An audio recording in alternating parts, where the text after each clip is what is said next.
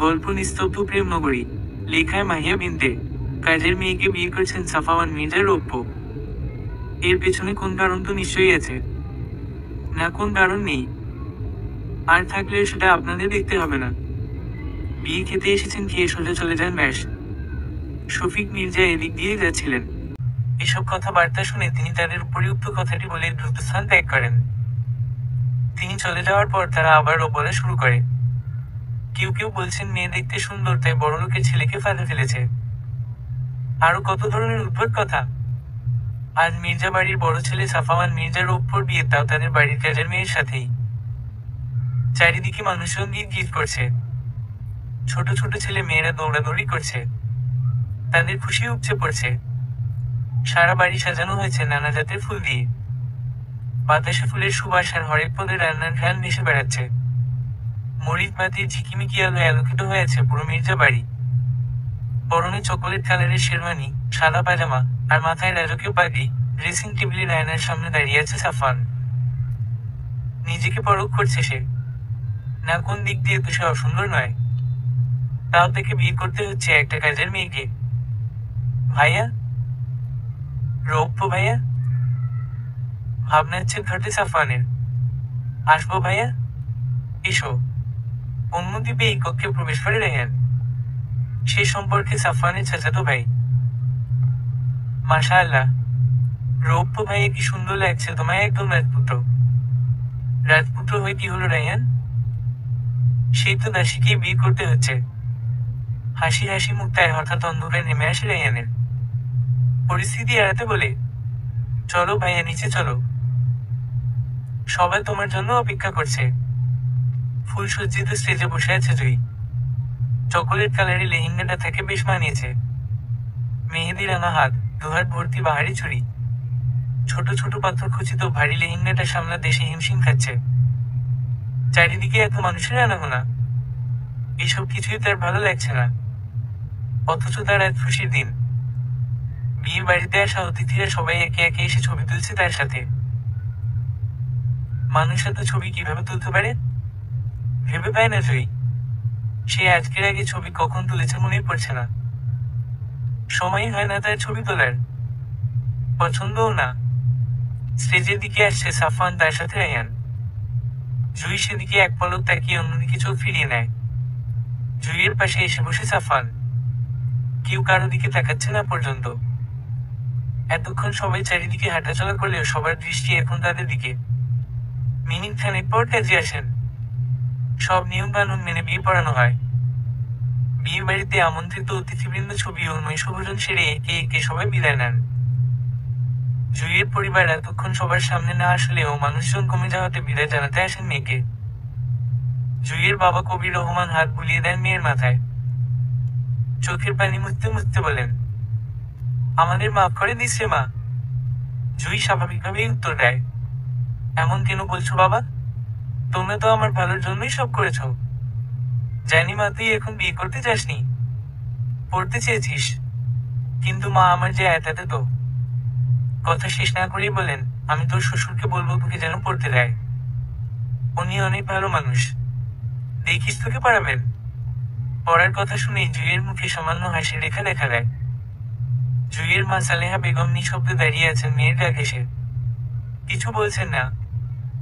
জুই মাকে উদ্দেশ্য করে বলে, তুমি কিছু বলবে না মা? সালেহা মেয়েকে জড়িয়ে ধরে হাউমাউ করে কেঁদে দেন। এতক্ষণ কান্নাগুলো কষ্টে চেপে রেখেছিলেন। মায়ের কান্না দেখে জুইয়ের ছোট দুই ভাই বোনও কান্না করে দেয়। কিন্তু জুই শান্ত, তার টেনে যেন কান্না পাচ্ছে না। মির্জা বাড়ির সকল সদস্য এসে হাজির হন। সদস্য বলতে সাফওয়ানের বাবা শফিক মির্জা, মা সুমি মির্জা, ছোট বোন সামান্তা, চাচা, চাচি এর চাচাতো ভাই রায়হান। আরো একজন আছে সেই ইচ্ছাকৃতভাবে অনুপস্থিত। সব অতিথিরা চলে গিয়েছেন। সবাই এগিয়ে যান স্টেজের কাছে। শফিক মির্জা ছাড়া কেউ জুইকে মেনে নেয়নি। বিয়েতে শুধু উপস্থিত হয়েছেন শফিক মির্জার আদেশে। কবির রহমান মেয়ের হাত বাড়িয়ে দেন শফিক মির্জার দিকে। তারপর বলেন, ভাই সাহেব, আমার মেয়েটাকে আপনার কাছে রেখে গেলাম, ওকে দেখে রাখবেন। শফিক মির্জা সাফওয়ান দিয়ে খুঁজছিলেন। কবির রহমান জুইয়ের হাত বাড়িয়ে দেওয়াতে তিনি জুইয়ের হাত শক্ত করে ধরেন। বলেন, ওই বাড়িতে আমার ছেলের বউ নয়, আমার মেয়ে হিসেবেই থাকবে। কবির রহমানের মুখে হাসি ফুটে মেয়েকে বিদায় জানিয়ে চলে যায় জুইয়ের মা বাবারা। শফিক মির্জা সামান্তাকে রৌপ্য কোথায় জিজ্ঞেস করাতেই সামান্তা জানায় সে জানে না। বিয়ে পড়ানোর পর সাফওয়ান সেই যে কোথায় গিয়েছে, তার আর দেখাটুকু মিলেনি। সামান্তা, তুমি জুইকে একটা সুতির শাড়ি দিয়ে এসো, আর রায়ান তুমি জুইকে কক্ষে পৌঁছে দিয়ে আসো যাও। রায়ান উত্তর দেয়, ঠিক আছে বড় বাবা, চলো ভাবি। জুই এতক্ষণ নিচের দিকে তাকিয়েছিল, শ্বশুরের কথায় উপরে তাকায়। রায়ানের সাথে উপরে চলে যায় সে। সামান্তা একটা সুতির শাড়ি নিয়ে উপরে যায়, আর মনে মনে বলে, রৌপ্য ভাইয়ের জন্য লিয়ানা আপনি পারফেক্ট। ঘড়িতে রাত 2:10। কক্ষটি সম্পূর্ণ অন্ধকার। ব্যালকনি ফ্লোরে বসে আছে লিয়ানা। রাতের নিস্তব্ধ অন্ধকারে ম্লান জ্যোৎস্নার আলো এসে পড়ছে তার মুখে। তার চোখ মুখ ফোলা সারাদিন ঠান্ডা করার ফল। পরনে সাদা সালোয়ার কামিজ, ওড়নাটা অবহেলায় পড়ে আছে ফ্লোরে। সে এক ধ্যানে তাকিয়ে আছে আকাশে অবস্থানরত চাঁদটির দিকে। তার নিজেকে এখন ওই চাঁদটির মতো মনে হচ্ছে, সম্পূর্ণ একা সে। সে তো তার রৌপ্য ভাইয়াকে খুব খুব ভালোবাসত। ভালোবাসাকে বোঝার পর থেকে সে দীর্ঘ 7 বছর রৌপ্যকেই ভালোবেসে এসেছে।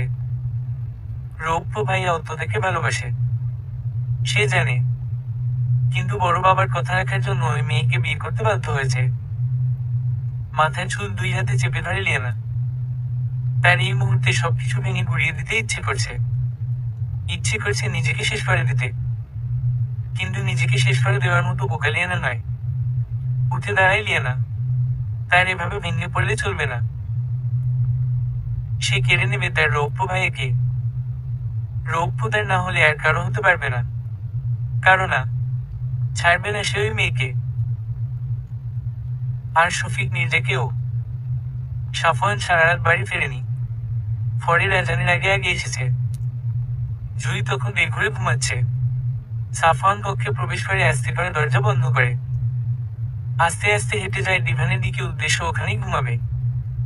এই মেয়েটার পাশে কিছুতেই সে শুয়ে ঘুমবে না, অসম্ভব। বেশ কিছুক্ষণ পর ফরের আজান দেয়। জুই তখনও ঘুমে। আজান শেষ হওয়ার আনুমানিক 5-7 মিনিট পর জুইয়ের ঘুম ভাঙে। দর ফিরিয়ে উঠে বসে জুই। বিছানায় হাতে ছোট্ট নোকিয়া মোবাইলটি বের করে আনে। 5:11। দ্রুত উঠে অজু করে এসে নামাজে বসে। নামাজ শেষে জায়নামাজটি যখন গুটিয়ে তুলে রাখতে যাবে তখনই চোখ যায় ডিভানে। সাফওয়ান ঘুমুচ্ছে। সাফওয়ান স্বাস্থ্যবান হওয়ার দরুন শরীরের অর্ধেক বাহিরে, হাত ফ্লোরে পড়ে আছে। জুই সাফওয়ানের শোয়ার এমন ধরন দেখে এসে ফেলে।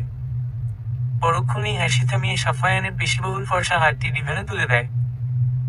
মির্জা বাড়ির সবাই এখনো বিছানা ছাড়েনি। 10টার আগে উঠবে কিনা সন্দেহ। বড় লোকদের এই একটাই সমস্যা, রাতে দেরিতে ঘুমাবে, সকালে দেরি করে ঘুম থেকে উঠবে, যেটা জুইয়ের একদম অপছন্দ। অবশ্য তার পছন্দ অপছন্দে কাটিয়ে এসে যায়। জুই সিঁড়ি বেয়ে ছাদে যায়। ছাদের দরজাটা খুলতেই সামান্য আওয়াজ হয়। বিশাল ছাদ, স্বচ্ছ আকাশ, সবে ভোরের আলো ফুটেছে, মৃদু বাতাস বইছে। ছাদ ভর্তি বিভিন্ন ধরনের চারা গাছ, ফুলের সংখ্যা বেশি। গতকালকে ফোটা হলুদ আর মেজেন্ডা রঙের সন্ধ্যা মালতী ফুলগুলো এখনো ফুটে আছে। ভোরের হালকা বাতাসে ফুলগুলো কিছুক্ষণ পরপর দুলছে। ছাদের ঠিক মাঠ বরাবর একটি লোহার দোলনা। জুই সেখানে বসে দোল খায়। দোলনাটা বেশ ঠান্ডা। আগে যখন কাজ করতে আসতো তখন তার গন্তব্য ছিল শুধু কিচেন অব্দি। রান্না ছাড়া যাবতীয় কাজ জুই করত। রান্না সাফওয়ানের মা করত। তারা নাকি কাজের লোকের রান্না খেতে পারে না, কিন্তু এখন তো খেতে হবে। ঘড়ির কাঁটা জানান দিচ্ছে এখন সময় 8:57। সুমি মির্জা মানে সাফওয়ানের মা, তিনি কিচেনে সকালে নাস্তা বানাচ্ছিলেন। সবে গাওয়া ঘি দিয়ে 2টো পরোটা ভেজা হয়েছে। জুই কিচেনের দরজায় এসে দাঁড়ায়। কি বলবে ভেবে পায় না। মিনিট 2 দাঁড়িয়ে থাকার পরে বলে, আসবো আম্মা বলতে গিয়ে আওয়াজ দিলে নেয়। আম্মার ডাকটি সম্পূর্ণ হয় না। সুমি মির্জা খুন্তি দিয়ে পরোটা নাড়াতে নাড়াতে কিছুটা বিরক্তিতে কপাল কুঁচকে বলে, এসো। অনুমতি পেয়ে জুই প্রবেশ করে। আমি কি আপনাকে সাহায্য করব? জুইয়ের এহেন প্রশ্নে এবার রেগে যান সুমি মির্জা। কথায় আছে যাকে অপছন্দ তার মিষ্টি কথাও তেতো লাগে। সুমির ক্ষেত্রে হয়েছে ঠিক তাই। সাহায্য করব কি? ভুলে গেছো? তুমি এই বাড়ির কাজের মেয়ে ছিলে। আগে যেরকম কাজের মেয়ে ছিলে এখনো তাই আছো। কাক ময়ূর কুচ্ছ লাগালেই ময়ূর হয়ে যায় না। নাস্তা করে টেবিলে সাজিয়ে সবাইকে রেখে দাও। জুই হাতের উল্টো পিঠে চোখের জল মুছে নাস্তার প্লেট হাতে নেয়। কান্না করে কি লাভ, এসব তো হওয়ারই ছিল। জুই কক্ষে প্রবেশ করতেই সাফওয়ান তলে দিয়ে মাথা মুছতে মুছতে বের হয়। চুল চুইয়ে এখনো ফোঁটা ফোঁটা পানি পড়ছে। পরনে কফি কালারের টি শার্ট আর ট্রাউজার। জুইকে দেখিয়ে বিরক্তি চেয়ে যায় তার সারা মুখমণ্ডল জুড়ে। জুই সেটা বুঝতে পারে। এখানে কেন এসেছো? জুই বোকা বনে যায় কেন এসেছে মানে লোকটা কি ভুলে গেছে সে জুইকে 3 কবুল বলে বিয়ে করেছে? এই স্মৃতিশক্তি নিয়ে কলেজের প্রফেসর কিভাবে হয়েছে? জিজ্ঞাসা করবে? না যদি ধমক দেয়? থাক। সাফওয়ান কিছুটা জোর গলায় আবারও বলে, কি হলো, চুপ করে আছো যে? জুইয়ের ভুগিচুগি ভাবনার সমাপ্তি ঘটে সাফওয়ানের ধমকে। না মানে? জুই কথা শেষ করতে পারে না, সাফওয়ান থেকে ঠেলে বের করে দেয় দরজার বাইরে। যাও, আমি চেঞ্জ করবো বলেই জুইয়ের মুখের উপর ধরম করে দরজা বন্ধ করে দেয়। জুই ওভাবেই দাঁড়িয়ে থাকে। হঠাৎ সাফওয়ান কি ভেবে আবার দরজা খুলে। ওই মেয়ে, শুনো, আমি যখন বাড়িতে থাকবো তখন আমার সামনে একদম আসবে না। আন্ডারস্ট্যান্ড? আর হ্যাঁ, ওয়াশরুমে কিছু কাপড় আছে, সেগুলো ভালো করে ধুয়ে দিবে। ওয়াশিং মেশিনের নয় হাতে রাখবে। জুইয়ের উত্তরের অপেক্ষা না করে সাফওয়ান আবারও দরজা লাগিয়ে দেয়।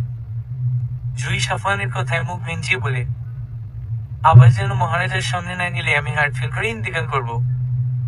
যত সব। সবাই নাস্তা করছে চুপচাপ। গতকাল নিজ কক্ষে তাণ্ডব চালানো লিয়ানা আজ একদম স্বাভাবিক, যেন কিছুই হয়নি। সাফওয়ান আর চোখে তাকে পর্যবেক্ষণ করছে। হঠাৎ লিয়ানার সাথে চোখাচোখি হয়। দুইজনের ভেতরটা যেন মুচড়ে ওঠে। অর্ধেক নাস্তা করে উঠে পড়ে সাফওয়ান। শফিক মির্জা তাকিয়ে আবার খাওয়া মনোযোগ দেয়। ছেলেকে উঠে যেতে দেখে সুমি বলে, কি হলো রৌপ্য, উঠে গেলি যে, নাস্তাটা শেষ কর। না মা, আমি আসি, আমার কলেজে দেরি হয়ে যাচ্ছে। সুমি জুইয়ের দিকে তাকায় যেন সাফওয়ান না খাওয়াতে সম্পূর্ণ দোষ জুইয়ের। জুই সেটা দেখে অন্যদিকে চোখ ফিরিয়ে নেয়, যেন সে সুমি মির্জাকে অগ্রাহ্য করেছে। সাফওয়ানের বেরিয়ে যাওয়ার পর পর লিয়ানাও বেরিয়ে যায়। শফিক মির্জা জানেন এই মেয়ে এখন সাফওয়ানের সাথে যাবে। জুই হয়তো বুঝতে পেরেছে, কিন্তু এসবে তার কিচ্ছুটি যায় আসে না। সূর্য মামা উদিত হয়েছে সেই অনেকক্ষণ। দিগন্তের পূর্ব দিকে উদিত হয়ে নীরবে আলো ছড়াচ্ছে ধরণীতে। মির্জা বাড়ির সবাই সকালে নাস্তা সেরে যে যার কাজে বেরিয়েছেন। সাফওয়ান প্রতিদিনের ন্যায় কলেজের সাথে লিয়ানাও। সে যেন পিছু ছাড়ছে না সাফওয়ানের। লিয়ানা এবার অনার্স 2য় বর্ষের অর্থনীতি বিভাগের ছাত্রী। সাফওয়ান যে কলেজের প্রফেসর, লিয়ানাও একই কলেজে পড়ে। শফিক মির্জা লিভিং রুমে সোফায় বসে আছেন। মুখের সামনে 2 হাতে ধরে আছেন খবরের কাগজ। তার মনোযোগ সম্পূর্ণ খবরের কাগজে। ইদানিং দর্শন যেন বেড়ে গিয়েছে, পরিণত হয়েছে নিত্যদিনের স্বাভাবিক কার্যক্রমে। খবরের কাগজ চোখের সামনে মেলে ধরলেই একটা না একটা ধর্ষণের খবর থাকবেই। জুইয়ের শ্বশুর বাড়িতে আজ 3য় দিন। অবশেষে যে এই বাড়ির বউ সেটা কেউ মানে না, একমাত্র তার শ্বশুর শফিক মির্জা ছাড়া। জুই রুমে আসে এতক্ষণে। সাফওয়ান যতক্ষণ কলেজে যায়নি ততক্ষণ নিচে লিভিং রুমেই ছিল। রুমে প্রবেশ করতেই প্রথমে চোখ যায় এলোমেলো হয়ে থাকা শুভ্র নরম বিছানাটির দিকে। পুরো রুম গুছানো থাকলেও বিছানা এলোমেলো হওয়ার দরুন মনে হচ্ছে পুরো রুমটিও গোছালো। জুইয়ের গোলগাল সুন্দর মুখশ্রীতে হঠাৎ বিরক্তির আভা ছেয়ে যায়। চোখ মুখ কুঁচিয়ে এলোমেলো হয়ে থাকা বিছানাটা গুছাতে আরম্ভ করে। বিছানা গুছাচ্ছিল আর সাফওয়ানকে গালি দিয়ে সাফওয়ানের 14 গোষ্ঠী উদ্ধার করছিল। মানুষ ঘুমালে বিছানা এভাবে এলোমেলো হয়? মনে হচ্ছে অনিনা যেন কোনো বন্য মহিষ ঘুমিয়েছে। জুই সব কাজ করলেও বিছানা গুছানোটা তার কাছে বিশ্বযুদ্ধের ন্যায় মনে হয়। বাড়িতে সবসময় জুইয়ের বোন অজান্তায় এই কাজটা করত। জুই বিছানা গুছানো শেষে ওয়াশরুমের উদ্দেশ্যে পা বাড়ায়। ওই বন্য মহিষ তুরি সাফওয়ান মির্জা তার জন্য এক গাদা কাপড় রেখে গিয়েছে, সেগুলো ধুতে হবে কিনা। অসহ্য। জুই সাফওয়ানের সব কাপড় ছাদে শুকাতে দিয়ে স্টিলের রেলিং যুক্ত সিঁড়ি বেয়ে নিচে নামছিল। অমনি লিয়ানার মা কামিনীর এসে হাজির, বাম হাতে এক বালতি কাপড়। জুই থেকে পাশ কাটিয়ে চলে যাচ্ছিল। তিনি মোবাইলে কার সাথে কথা বলছিলেন। হাতের ইশারায় জুইকে থামতে বলেন। জুই অগত্য দাঁড়িয়ে পড়ে। কামিনীর মোবাইলে কথোপকথনরত অভ্যাসের ব্যক্তিকে বিদায় জানিয়ে জুইয়ের দিকে তাকায়। কাপড়ের বালতিটি জুইয়ের দিকে বাড়িয়ে দেয় আদেশের সুরে বলেন যেন কাপড়গুলো ভালো করে ধুয়ে রাখে। পরিষ্কার না হলে আবার ধুয়াবেন। জুই বিনা বাক্য ব্যয় বালতিটি নিতে যাবে, তখনই একটি হাত থেকে আটকে দেয়। জুই হাতের মালিকের দিকে তাকাতেই দেখেন শফিক মির্জা। কামিনী ভয় পেয়ে যান, কাচুমাচু হয়ে দাঁড়িয়ে থাকে। শফিক মির্জা কামিনীর উদ্দেশ্যে বলেন, যতদিন কাজের লোক পাওয়া না যায় ততদিন নিজের কাজ নিজে করবে। জুই এখন এই বাড়ির বউ। ভুলে গিয়েছ? কথাটা মনে থাকে যেন। কামিনী অত্যন্ত কোমল সুরে বলেন, আসলে আমি ওকে বলেছিলাম ওর যদি কোন কাজ না থাকে তবে যেন একটু ধুয়ে দেয়। ই আর কি। জুই চোখ বড় বড় করে তাকায় কামিনীর দিকে। কি পলিটিবাজ মহিলা বাপরে। আর কখনো বলবে না, সাবধান করে দিচ্ছি। এখন যাও। শফিক মির্জার করা কথায় কামিনী আর দাঁড়ায় না। কাপড়ের বালতিটি নিয়ে দ্রুত স্থান ত্যাগ করে। জুই ওভাবেই দাঁড়িয়ে আছে। সে নীরব দর্শক। শফিক মির্জা জুইয়ের উদ্দেশ্যে বলেন, তুমি মানবিক বিভাগের ছাত্রী না? জুই মাথা উপর নিচ করে, যার অর্থ হ্যাঁ। তোমার জন্য আমি আজ নতুন বই নিয়ে আসবো। আর সন্ধ্যায় রৌপ্যর সাথে কোচিং সেন্টারে যাবে, গিয়ে ভর্তি হয়ে আসবে। আর হ্যাঁ, কোনো কিছু নিয়ে মাথা ঘামাবে না। কারো কথায় একদম কষ্ট পাবে না। মনোযোগ দিয়ে পড়ালেখা করবে। জুইয়ের মাথায় হাত বুলিয়ে দিয়ে তিনি চলে যান। জুইয়ের এতক্ষণ মন খারাপ থাকলেও শফিক মির্জার কথায় মন আনন্দে ভরে ওঠে। পড়ালেখাটা যেন তার নেশা। এই বাড়ির সব মানুষের চেয়ে এই একটা মানুষের ব্যতিক্রম। কিন্তু ওনার ছেলেটা কেন যে ওনার মতো হলো না। সাফওয়ান কলেজ থেকে এসেছে সেই 2:30টার দিকে, ইতিমধ্যে জুইয়ের ছায়াটুকু তার চোখের সামনে পড়েনি। অবশ্য ভালোই হয়েছে, মেয়েটাকে দেখলেই তার রাগ ওঠে। জুইয়ের কারণেই সে তার ভালোবাসার মানুষটিকে হারিয়েছে। ব্যালকনিতে বেতের চেয়ারে বসে আছে সাফওয়ান। সামনে একটি চারকোনা কাছের ছোট্টটি টেবিল। টেবিলের উপরে কিছু কলেজের দরকারি কাগজপত্র ছড়িয়ে আছে। সাফওয়ানের কোলে ল্যাপটপ, সম্ভবত কোন ত্যাগ করছে। কিন্তু সে তাকিয়ে আছে ব্যালকনির গ্রিল পেরিয়ে স্বচ্ছ নীল আকাশের দিকে। আকাশের বুকে কোনো পাখি উড়ে বেড়াচ্ছে না। সম্পূর্ণ শূন্য আকাশ। সাফওয়ান মনে মনে আকাশের সাথে নিজেকে তুলনা দেয়। তার হঠাৎ মনে পড়ে বাবা তো আজকে সন্ধ্যার দিকে ওই মেয়েটিকে কোচিং সেন্টারে নিয়ে যেতে বলছিলেন। ওফ, একদম ভুলে গিয়েছিল সে। তাড়াতাড়ি বাম হাতের কবজিতে থাকা সিলভার কালারের ঘড়িটির দিকে তাকায়। ঘড়ির কাঁটা তখন 6টার ঘরে অবস্থানরত। সাফওয়ান ল্যাপটপ অফ করে কাছে টেবিলটির উপর রাখে। সাফওয়ান তৈরি হয়ে যখন বের হবে তখন জুই রুমে আসে। সাফওয়ান মনে মনে বল, ভালোই হয়েছে, আর কষ্ট করে ডাকতে যেতে হয়নি। পরক্ষণে জুইকে রেডি হতে বলে রুম থেকে বেরিয়ে যায়। জুই একটি কালো বোরকা আর হিজাব পরে নেয়। ব্যাস, সে রেডি। লিভিং রুমের সোফায় বাড়ির সকলে বসে আছে। এই সময়টাতে মির্জা বাড়ির সবাই একত্রিত হয়ে আলাপ আলোচনা, গল্প গুজব করে। শফিক মির্জা আর রফিক মির্জা দুই ভাই চায়ের কাপে চুমুক দিতে দিতে তাদের ব্যবসা নিয়ে আলোচনা করছিলেন। সুমি আর কামিনী দুইটা শুনছিলেন। সামান্থা আর রায়ান ঝগড়া করছে টিভি রিমোট নিয়ে। এটা নিত্যদিনের ঘটনা। সুমি তাদেরকে উদ্দেশ্য করে বলে, তোরা কি ছোট যে হাঁটতে বসতে ঝগড়া করিস? সামান্থা আর রায়ান নীরব হয়ে যায়। তবে এই নীরবতা 8 ঘন্টা স্থায়ী থাকবে কিনা সন্দেহ। সাফওয়ান নিচে নামতেই সুমি সাফওয়ানকে জিজ্ঞেস করে, এই সময় কোথায় যাচ্ছিস রৌপ্য? আমি একটু জুইকে নিয়ে কোচিং সেন্টারে যাব। সুমি হয়তো কিছু বলতে চেয়েছিলেন, কিন্তু শফিক মির্জা থাকায় কিছু বলার সাহস পায়নি। কামিনী মুখ মোচড়াচ্ছেন, কোচিংয়ে ভর্তি করাতে যাচ্ছে দত্তসভা দীক্ষেতা। জুই সাফওয়ানের পেছনে এসে দাঁড়ায়। শফিক মির্জা সাফওয়ানকে বলেন, তাড়াতাড়ি যাও, দেরি হলে কোচিং সেন্টার বন্ধ হয়ে যাবে। সাফওয়ান মাথা নাড়িয়ে বেরিয়ে যায়। সাথে জুইও। জুই যেতে যেতে শফিক মির্জার দিকে তাকায়।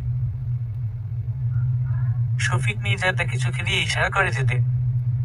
আর ড্রাইভার আসেনি, সে ছুটিতে গ্রামে গিয়েছে, তাই গাড়ি সাফওয়ানকেই চালাতে হবে। সাফওয়ান গাড়িতে উঠে জুই পেছনের সিটে বসতে গেলে জুইয়ের দিকে না তাকিয়ে জুইকে বলে, আমি কি তোমার ড্রাইভার যে পেছনের সিটে বসছো? জুই উঠতে গিয়ে থেমে যায়। সাফওয়ানকে উদ্দেশ্য করে বলে, যে গাড়ি চালায় তাকে সোজা বাংলা বলে চালক, আর চালকের ইংরেজি তো ড্রাইভার, তাই না? সেই হিসেবে ধরতে গেলে আপনিও ড্রাইভার। বলেই সাফওয়ানকে রাগানোর উদ্দেশ্যে একটা শয়তানি হাসি দেয়। তাতে কাজ হয়, রেগে যায় সাফওয়ান। হাত মুষ্টিবদ্ধ করে জুইয়ের দিকে কটমট করে তাকায়। দিনের আলোকে বিদায় জানিয়ে অন্ধকার তার কালো চাদরে মুড়িয়ে দিয়েছে পৃথিবী। পাখিরা তাদের নিড়ে ফিরে গিয়েছে। জুই আর সাফওয়ান সবে সদর দরজার সামনে এসে দাঁড়িয়েছে। দরজা বন্ধ। সাফওয়ান কলিং বেল 2 বার চাপতে রায়ান দরজা খুলে দেয়। হাসি হাসি মুখ করে বলে, এসে গেছো তোমরা? দেখতেই তো পাচ্ছ। সাফওয়ানের সোজা সাপটা উত্তর। কথাটি বলেই সাফওয়ান চলে যায়। রায়ানের হাসি হাসি মুখটি পাংশুটে হয়ে যায়। জুই মুচকি হাসে। রায়ান দরজা লাগিয়ে চলে যায়। জুইয়ের পানির পিপাসা পাওয়ায় রান্নাঘরে যায়। 1 গ্লাস ঠান্ডা পানি খাওয়া দরকার। সাফওয়ান রুমে প্রবেশ করবে এমন সময় লিয়ানা পেছনে থেকে ডাক দেয়, রৌপ্য ভাইয়া। সাফওয়ান দাঁড়িয়ে যায়। লিয়ানা আর কিছু না বলে দৌড়ে গিয়ে সোজা ঝাঁপিয়ে পড়ে সাফওয়ানের প্রশস্ত বুকে। সাফওয়ান লিয়ানার আকস্মিক কেমন কাণ্ডে হতভম্ব। লিয়ানা কাঁদতে কাঁদতে বলে, আই লাভ ইউ রৌপ্য ভাই, আই লাভ ইউ। তুমি কেন ওই মেয়েটিকে বিয়ে করেছো কেন? সাফওয়ানের বুক থেকে মাথা কিছুটা তুলে নাক টেনে ফুপিয়ে আবার ও বলা শুরু করে, তুমি তো জানতে আমি তোমাকে ভালোবাসি, তাহলে কেন ওই মেয়েটাকে বড় বাবার কথায় বিয়ে করে নিয়েছো? বলো, বলো না। শেষের কথাটি চিৎকার করে বলে। সাফওয়ান চুপ করে দাঁড়িয়ে আছে। তার কাছে কোন উত্তর নেই। জুই রুমে আসলে লিয়ানা ও সাফওয়ানকে এমন ঘনিষ্ঠ অবস্থায় দেখে না দেখার ভানভার পাশ কাটিয়ে চলে যায়। অপরদিকে সাফওয়ান জুইকে দেখে লিয়ানাকে নিজের বুক থেকে সরিয়ে নেয়। লিয়ানা সেটা লক্ষ্য করে সাফওয়ানকে মৃদু ধাক্কা দিয়ে দৌড়ে নিজের রুমে চলে যায়। রুমে গিয়ে ধরন করে দরজা লাগিয়ে দেয়। সাফওয়ান সেদিকে যাওয়ার জন্য পা বাড়াতেই আবার থেমে যায়। লিয়ানা পাগলামি করলে নিজের ক্ষতি কখনো করবে না। রুমে গিয়ে জুইকে দেখতে পায় না, সাফওয়ান হয়তো ব্যালকনিতে। সাফওয়ান আলমারি থেকে একটি ছায়া রঙা টি শার্ট আর একটি কালো ট্রাউজার নিয়ে ওয়াশরুমে চলে যায় ফ্রেশ হতে। শাওয়ারের নিচে দাঁড়িয়ে আছে সাফওয়ান। শাওয়ারের টপ টপ পানি তার চুল গড়িয়ে পড়ছে, চোখ নাক ও সারা মুখে ভিজিয়ে দিচ্ছে সর্বাঙ্গ। সে ভাবতে থাকে কিছুক্ষণ আগে ঘটে যাওয়া ঘটনার কথা। জুই তাকে কি মনে করবে? সে কি কোনোভাবে জুইয়ের সাথে অন্যায় করছে? কিন্তু লিয়ানার কি হবে? লিয়ানাকে তো ভুলতে পারছে না কোনোভাবেই। পরক্ষণেই মুখভঙ্গি পাল্টে যায় তার। ওই মেয়েটাকে ভাববে তাতে তার কি আসে যায়? ওই মেয়েটাকে তো সে বউ হিসেবেই মানে না। সে লিয়ানাকে ভালোবাসে, এটাই সত্যি।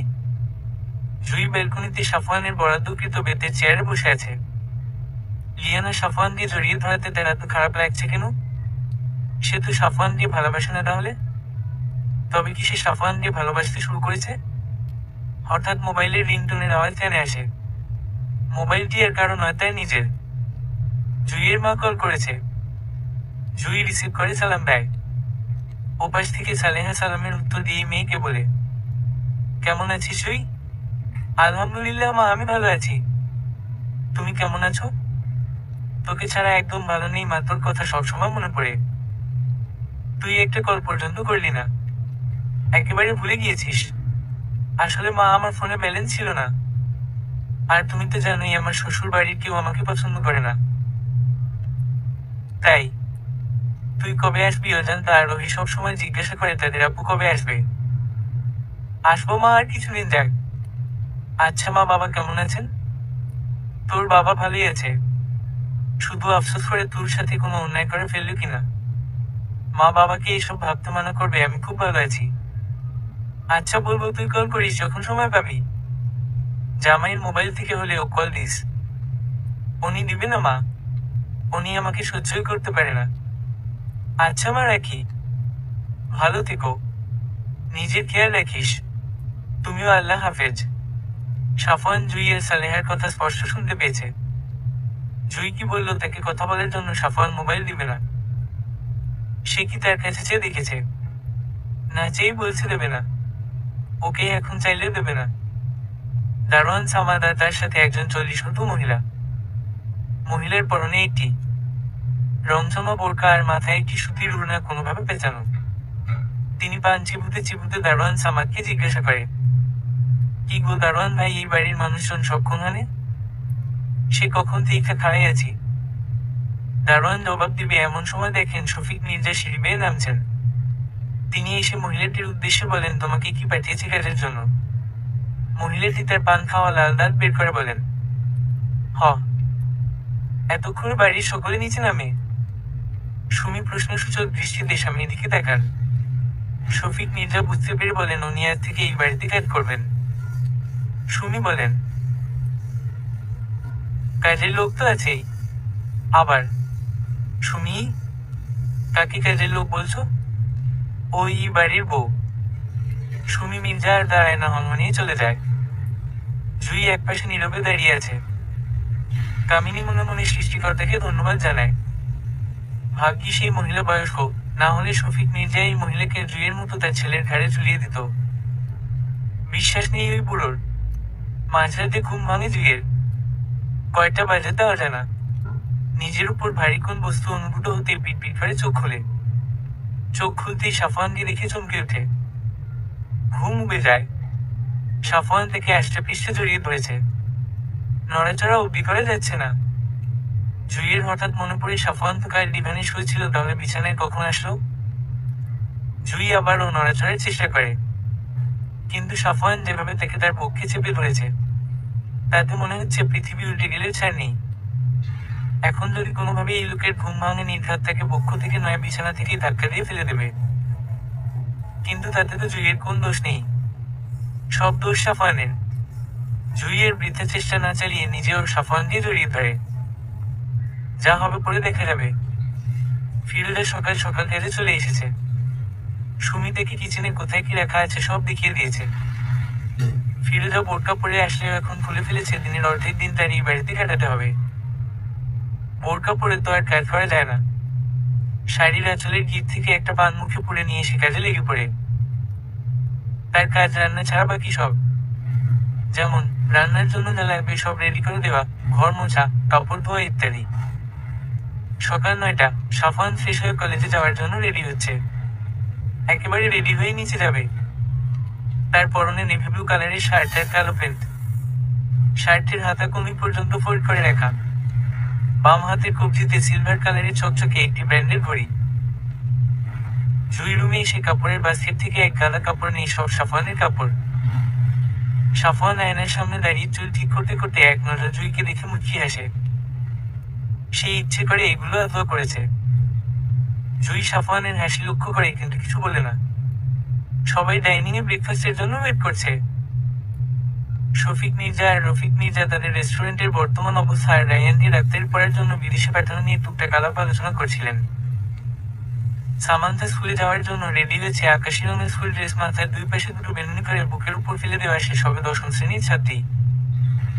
কামিনী বসে আছে আর হাতের আঙ্গুলের নীলপালিশগুলো খুঁটে খুঁটে দেখছে ঠিকঠাক আছে কিনা। জুই একে একে সব নাস্তা এনে টেবিলে রাখে। সুমি মির্জা এতক্ষণে কিচেন থেকে আসেন। জুই একে একে সবাইকে সার্ভ করছে। সার্ভ করা শেষে সাফওয়ানের পাশে খালি চেয়ারটায় বসতে যাবে অমনি লিয়ানা কোথা থেকে এসে ধপ করে বসে পড়ে। জুই সবার দিকে একবার তাকায়, সবাই খাওয়ায় ব্যস্ত। শফিক মির্জা ঠিকই খেয়াল করেছেন কিন্তু কিছু বলেনি, কারণ তিনি চায় জুই তার অধিকার নিজেই আদায় করে নিক। সাফওয়ান বাইকে উঠে লিয়ানার জন্য অপেক্ষা করে। লিয়ানা এসে বাইকে উঠে সাফওয়ানের পিঠা করে ধরে বসে। লিয়ানা এমনভাবে তাকে ধরাতে সাফওয়ানের কিছুটা অপরাধবোধ কাজ করে। লিয়ানা তো আগে তার সাথে বাইকে করে এভাবে অনেকবার গিয়েছে, তখন তো এমন মনে হয়নি। কিন্তু আজ এমন মনে হচ্ছে কেন? এর কারণ কি জুই? সাফওয়ান নিজের ভাবনাকে পাত্তা না দিয়ে বাইক স্টার্ট দেয়। পরক্ষণেই বাইকটি ধুলো উড়িয়ে অদৃশ্য হয়ে যায়। উপরে ব্যালকনিতে দাঁড়িয়ে সবটা দেখে জুই। বিশাল রেস্টুরেন্টের ভেতর স্বচ্ছ কাচের সুসজ্জিত টেবিলে বসে আছে মানুষজন। কেউ বা খাচ্ছে, আবার কেউ তাদের অর্ডারকৃত খাবারের জন্য অপেক্ষা করছে। ওয়েটাররা খাবার আনা নেওয়া করছে। রেস্টুরেন্টে প্রতিদিন এত মানুষের ভিড় থাকে যে। তারা খাবার আনা নেওয়া করতে করতে হাঁপিয়ে ওঠে। শফিক মির্জা হেঁটে হেঁটে সব লক্ষ্য করছেন। রেস্টুরেন্টের সব দায়িত্ব রফিক মির্জাকে দিলেও তিনি মাসে একবার এসে সব দেখে যান। রেস্টুরেন্টের সর্বশেষ কর্নারের একটি টেবিলে দুইজন ছেলে মেয়ে ঘনিষ্ঠভাবে বসে আছে। তারা এতটাই ঘনিষ্ঠ যে যা খুব দৃষ্টিকটু। তা শফিক মির্জার চোখ এড়ায়নি। তিনি তাদের সামনে গিয়ে দাঁড়াতেই তারা দ্রুত একজন আরেকজন থেকে আলাদা হয়ে যায়। শফিক মির্জা মুখে কঠোর ভাব ফুটিয়ে তাদের উদ্দেশ্যে বলেন, তোমরা কি বিবাহিত? ছেলে মেয়ে দুটি উত্তর না দিয়ে চোখ নিচে নামিয়ে নেয়। এর মানে তারা বিবাহিত না। এতক্ষণে সবাই এক জায়গায় জড়ো হয়ে যায়। রফিক মির্জা ভাইকে জিজ্ঞাসা করে, কি হয়েছে বড়দা, কোন সমস্যা? শফিক মির্জা ছোট ভাইয়ের কথার উত্তর না দিয়ে বলেন, এদেরকে এখনই এখান থেকে বের করো। এটা রেস্টুরেন্ট, ফোন নষ্টামি করার জায়গা নয়। এতক্ষণে সবাই বুঝতে পারেন আসল ঘটনা কি।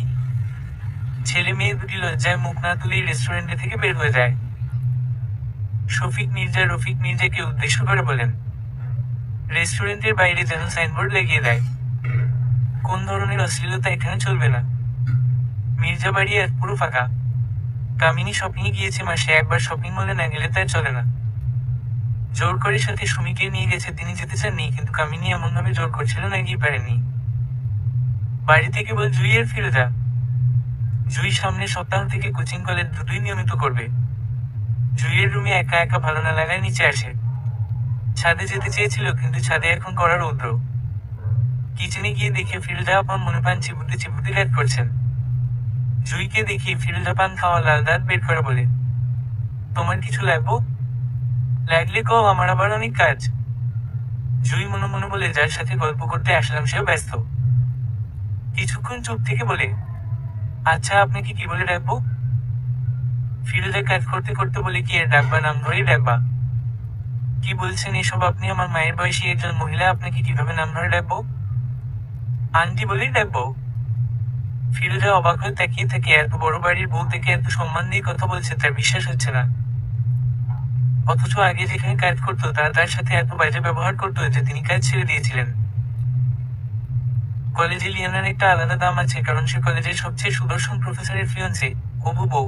হ্যাঁ, লিয়ানা সবাইকে এটাই বলে বেড়ায়। সাফওয়ান ক্লাসে আসার সাথে সাথে সবাই চুপ হয়ে যায়। কেউ সাফওয়ানের ক্লাসে কথা বলার সাহস পায় না। ছেলেদের কাছে সাফওয়ানের ক্লাস বোরিং লাগলেও মেয়েদের কাছে ঠিক তার উল্টো। সাফওয়ান যতক্ষণ ক্লাসে থাকে ততক্ষণ তারা চোখ দিয়ে গিলে খায় সাফওয়ান দিয়ে। সাফওয়ান তাদের এমন তাকিয়ে থাকাতে বেশ বিরক্ত হয়। সে তো বেশিরভাগ সময় ঘরেই থাকে, কই জুই তো তাকে এভাবে দেখে না, তাকে পাত্তাই দেয় না। অবশ্যই এতে সাফওয়ানের কি আসে যায়? ওই মেয়েটা তাকে পাত্তা দিলেও কি না দিলেও কি। আজ শুক্রবার, তাই ছুটির দিন। মির্জা বাড়ির সবাই আজ বাড়িতেই রয়েছে। শুক্রবারে সবাই একসাথে সময় কাটায়। সামান্থা ছাদের একপাশে দাঁড়িয়ে ওড়নাবিহীন কার সাথে ভিডিও কলে কথা বলছিল। জুই প্রতিদিনের ন্যায় ছাদে আসে। ছাদের দরজা খানিক ভিড়ানো ছিল। দরজা ঠেলে ছাদে যেতেই সামান্থাকে ওই অবস্থায় দেখে। সামান্থা তখন ফোনের ওপাশের ব্যক্তিটির সাথে কথা মশগুল। সে এতটাই ব্যস্ত যে জুইকে খেয়াল করেনি। হঠাৎ কথা বলতে বলতে পেছনে ফিরতেই জুইকে দেখি তার হাতে থাকা মোবাইল ছাদের মেঝেতে ট্রান্সফার পড়ে যায়। জুই তখনও দাঁড়িয়ে। সামান্থা ভয় পেয়ে যায়। ভয় লুকিয়ে জুইকে বলে, তো তুমি? জুই চুপ। সামান্থা এবার রেগে বলে, তুমি ছাদে আসার আগে অনুমতি নিয়েছ? সামান্থা ছাদের মেঝে থেকে কোনোভাবে মোবাইলটা তুলে ছাদ থেকে চলে আসে। তার চোখে মুখে স্পষ্ট ভয় খেলা করছে, যা জুইয়ের চোখ এড়ায়নি। জুই ছাদে ফুটে থাকা হলুদ বেগুনি ফুলগুলো পর্যবেক্ষণ করতে করতে ভাবছে সামান্থার এভাবে রেগে যাওয়ার কারণ কি। আর ছাদে আসতে হলে ছাদে থাকা মানুষের অনুমতি নিতে হয় আজও। এটা আজ প্রথম শুনল। কিন্তু সামান্থা কার সাথে কথা বলছিল? হবে হয়তো কোন বান্ধবী। কিন্তু এভাবে রিয়েক্ট করার কারণ কি? জুই নিজ মাথায় হাতে 4 আঙ্গুলের সাহায্যে হালকা চাটি মেরে নিজে নিজেই বলে, ধুরর, আমি এত ভাবছি কেন? জুই প্রফুল্ল মনে ছাদে আসলেও এখন আর ভালো লাগছে না, তাই নিচে নামার জন্য উদ্যত হয়। সাফওয়ান এদিক দিয়েই আসছিল। জুই তাকে খেয়াল করেনি। হঠাৎ সাফওয়ানের সাথে ধাক্কা লেগে জুই পড়ে যায়। সাফওয়ানের মন শক্ত বুকের সাথে ধাক্কা লেগে ফ্লোরে পড়ে যাওয়ায় প্রচন্ড ব্যথা পায়। ব্যথায় চোখ মুখ খিচে ফেলে জুই। সাফওয়ান হতভম্ব। সে জুইকে না তুলে ওভাবেই দাঁড়িয়ে আছে। সে ইচ্ছে করেই তুলছে না। বহু কষ্টে উঠে দাঁড়ায় জুই। উঠে দাঁড়িয়ে সাফওয়ানকে উদ্দেশ্য করে বলে, চোখ কি পকেটে নিয়ে ঘুরেন? আমি না হয় পকেটে নিয়ে ঘুরি, তুমি কি হাতের তালুতে নিয়ে ঘুরো? দিনে দুপুরে ইচ্ছাকৃত মানুষকে ধাক্কা দিয়ে ফেলে দিচ্ছ। জুই অবাকের চরম পর্যায়ে পৌঁছায়। এই লোক তো রাহা মিথ্যাবাদী। জুই কিনা তাকে ধাক্কা দিয়ে ফেলে দিয়েছে। ধাক্কা আমি না আপনি দিয়েছেন? অবশ্যই তুমি। আমাকে ধাক্কা দিতে গিয়ে নিজে পড়ে গিয়েছ। জুই হা করে তাকিয়ে থাকে। এই লোক মিথ্যা তো বলছে, আবার মেয়েদের মতো ঝগড়াও করছে। আপনি এইভাবে মেয়েদের মতো পায়ে গিয়ে ঝগড়া করেছেন কেন? সাফওয়ান মাথাটা সামান্য ঝুঁকে জুইয়ের দিকে একটু এগিয়ে এসে বলে, তাহলে তুমি বলে দাও কোথায় কি লাগিয়ে ঝগড়া করব? জুই চোখ বড় বড় করে সাফওয়ানের দিকে তাকায়। আচ্ছা বেয়াদব তো এই লোক, মুখে কিছু আটকায় না। সাফওয়ান জুইকে এভাবে তাকিয়ে থাকতে দেখে বলে, এভাবে হাঁসের ডিমের মতো বড় বড় চোখ করে কি দেখছো? জুই পরনের শাড়িটির একজন মাথার তলে দিয়ে লিভিং রুমে সবার জন্য গরম গরম পাকোড়া আর ট্রে ভর্তি চায়ের কাপ নিয়ে হাজির হয়। সবাইকে একে একে হাতে হাতে তুলে দেয়। লিয়ানাকে দিতে গেলে এসে বলে রেখে দিতে সে নিয়ে খাবে। সাফওয়ানের দিকে না তাকিয়ে জুই চায়ের কাপ এগিয়ে দেয়। সাফওয়ান রুজুগল কুচকে চায়ের কাপ জুইয়ের হাত থেকে নেয়। জুই সবাইকে দেওয়া শেষে কিচেনে চলে যায়। শফিক মির্জা সবে চায়ের কাপে চুমুক দিবে এমন সময় কামিনী বলে ওঠে, বর্দা, বলছিলেন যে রায়ান দিয়ে ডাক্তারি পড়ানোর জন্য কখন পাঠাবেন, দেরি করে তো লাভ নেই। সবাই শফিক মির্জার দিকে প্রশ্নসূচক দৃষ্টিতে তাকায়। শফিক মির্জার সামনে অবস্থানরত টেবিলে চায়ের কাপ রেখে বলেন, পাসপোর্টের কিছু দরকারি কাগজপত্র সহ সব ঠিকঠাক হলেই পাঠিয়ে দিব। কামিনী সন্তুষ্টিসূচক হাসেন। তার অনেক স্বপ্ন তার ছেলে ডাক্তার হবে। রায়ান নীরবে বসে আছে। সে মোটেও চায় না বিদেশ যেতে। সে পরিবারের সবাইকে ছাড়া থাকতে পারলেও তার প্রিয় মানুষটিকে ছাড়া কিভাবে থাকবে? তাকে যে এখনো জানানো হয়নি ভালোবাসার কথা, বলা হয়নি জমানো অনেক কথা। জুই কিচেনে আসার পর থেকে ফিরোজাকে এই নিয়ে 3বার বলেছে সে যেন আগে কিছু খেয়ে নেয়, কিন্তু ফিরোজা তখন থেকে বলছে আগে হাতের কাজটা সেরে নি। জুই ফিরোজার হাত থেকে সবজি কাটার ছুরিটা নিয়ে চায়ের কাপ তুলে দেয়। ফিরোজাকে কিছু বলার সুযোগ না দিয়ে বলে, আগে খেয়ে নাও তারপর কাজ। ফিরোজা আর কিছু বলে না, চুপচাপ খেতে থাকে। আচ্ছা ফিরোজা আন্টি, তোমার হাজবেন্ড কি করে? ফিরোজা তাকিয়ে থাকে। এর মানে সে বুঝেনি হাজবেন্ড মানে কি। জুই এক টুকরো হেসে বলে, হাজবেন্ড মানে হলো স্বামী। ফিরোজা মাথা উপর নিচ করে বলে, ও বলেই মুখটা কেমন গালো করে ফেলে। পরক্ষণেই মুখে কাঠিন্য ভাবে এনে বলে নাই, কোথায়? জুই প্রশ্ন করে তাকিয়ে থাকে উত্তরের আশায়। আরেকদিন কমনে আয়ে থাক। জুই জোর করে না। ফিরোজা যখন বলেছে অন্যদিন বলবে, তাহলে থাক, অন্যদিন শুনবে। সাফওয়ান তার রুমে বিছানায় একশো হয়ে মোবাইল স্ক্রল করছে। লিয়ানার একটার পর একটা ইমোশনাল টেক্সট। সাফওয়ান প্রথম দিকে সিন করলেও এখন করছে না। সে রীতিমতো বিরক্ত। আশ্চর্য, লিয়ানার কর্মকাণ্ড তার কাছে এখন বিরক্তি থেকে। কিন্তু আগে তো আমার মনে হতো না। সাফওয়ান অফলাইন হয়ে গ্যালারিতে ঢুকে। গ্যালারিতে জুই আর তার বিয়ের হাতে গোনা কয়েকটি ছবি। কে তুলেছে কি জানে। বিয়ের দিন মোবাইল তার কাছে ছিল না। সাফওয়ান নিজের ছবি দেখে আফসোস করছে, বিয়ের দিন সে একটু হাসলে কি এমন হতো। সব ছবিতে সে কেমন গুমরামুখ, কিন্তু জুইয়ের মুখেও তো হাসির চিহ্নটুকু নেই। কিন্তু অদ্ভুত মেয়েটাকে সুন্দর লাগছে, যেন শীতের সকালে শিশিরে সিক্ত স্নিগ্ধ জুই ফুল। জুই এতক্ষণে রুমে আসে ফিরোজা সব কাজ শেষ করে বিকালের দিকে চলে যায়। তাই রাত্রে যে টুকটাক কাজ থাকে সেটা জুই করে। জুই বিছানার পাশে দাঁড়িয়ে আছে, ভাবছে শুবে কিনা। কারণ সাফওয়ান তো রিভানে শু। সাফওয়ান মোবাইলের স্ক্রিন থেকে চোখ তুলে হঠাৎ জুইকে এভাবে দাঁড়িয়ে থাকতে দেখে বলে, এভাবে খাম্বার মতো দাঁড়িয়ে আছো কেন? আপনি কি এখানেই শুবেন? কেন? না মানে আপনি তো রিভানে ঘুমান দেই। সাফওয়ান এবার সোজা হয়ে বসে জুইকে বলে, এটা আমার রুম, আমার যখন যেখানে ইচ্ছা সেখানে ঘুমাবো। ইচ্ছা হলে ওয়াশরুম কিংবা বেকুনিতে ঘুমাবো, তাতে তোমার কি? জুই চুপচাপ সাফওয়ানের পাশে শুয়ে পড়ে। কথা বাড়িয়ে লাভ নেই, সে বুঝে গেছে এই লোক প্রচুর ঝগড়াটে। আমরা ছিলাম 3 বোন 2 ভাই। আব্বা বহু কষ্টে আমার বড় 2 আব্বারে বিয়ে দিছে। ভাইরা বিয়ে করেছে, তারা তাদের বউ বাচ্চা নিয়ে আলাদা থাকতো। আমাগো সংসারে তখন আমি আর আমার আম্মা আব্বা। আমাদের নিজস্ব জমি ছিল, ওইখানে আব্বা চাষবাস করতো, এতেই আমাদের সংসার চলতো। এদিকে আমার বিয়ে হইতেছিল না, বয়স তখন 28। আম্মা আব্বা সবসময় চিন্তায় থাকতো আমারে নিয়ে।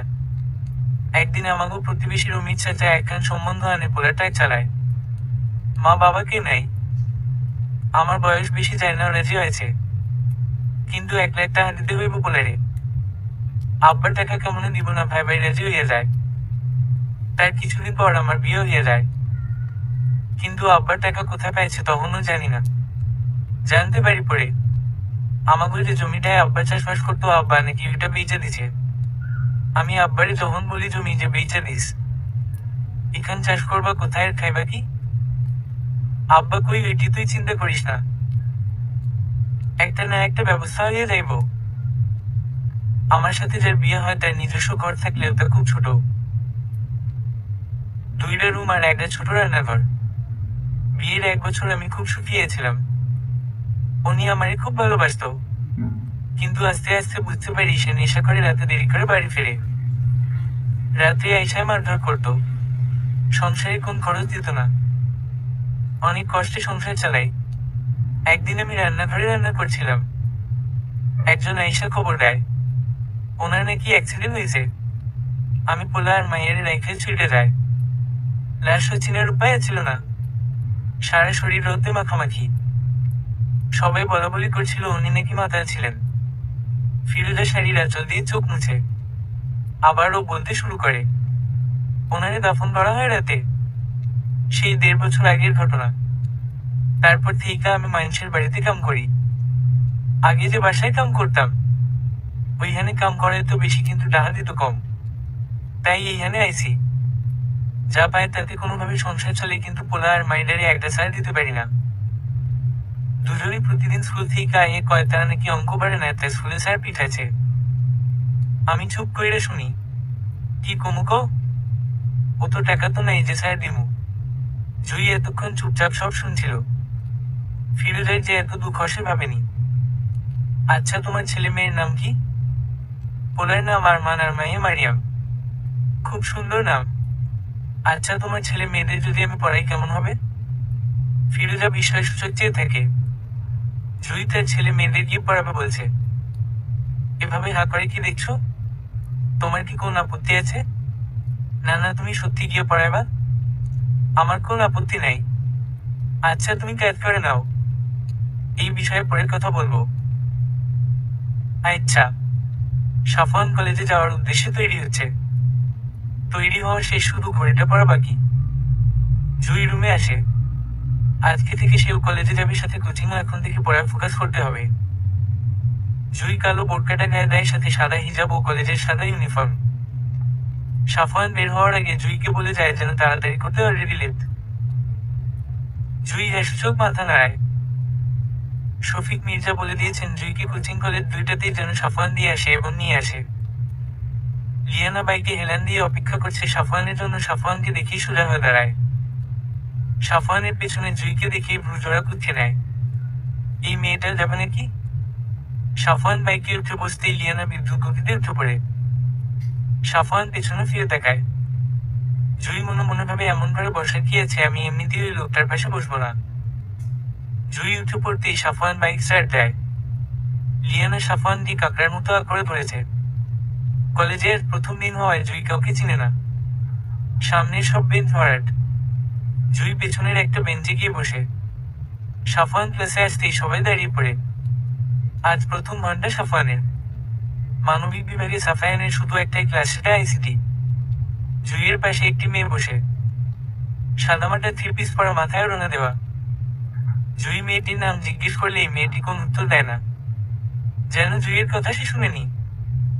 জুই আবার জিজ্ঞেস করতে গেলেই সাফওয়ানের কণ্ঠস্বর ভেসে আসে, দাঁড়াও।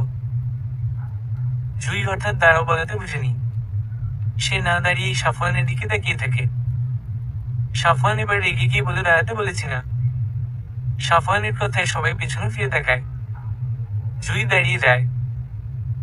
সবাই তার দিকে তাকিয়ে থাকাতে জুইয়ের ইচ্ছে হচ্ছে মাঠে ফিরে ঢুকে যেতে। কলেজের প্রথম দিনই এত লজ্জা।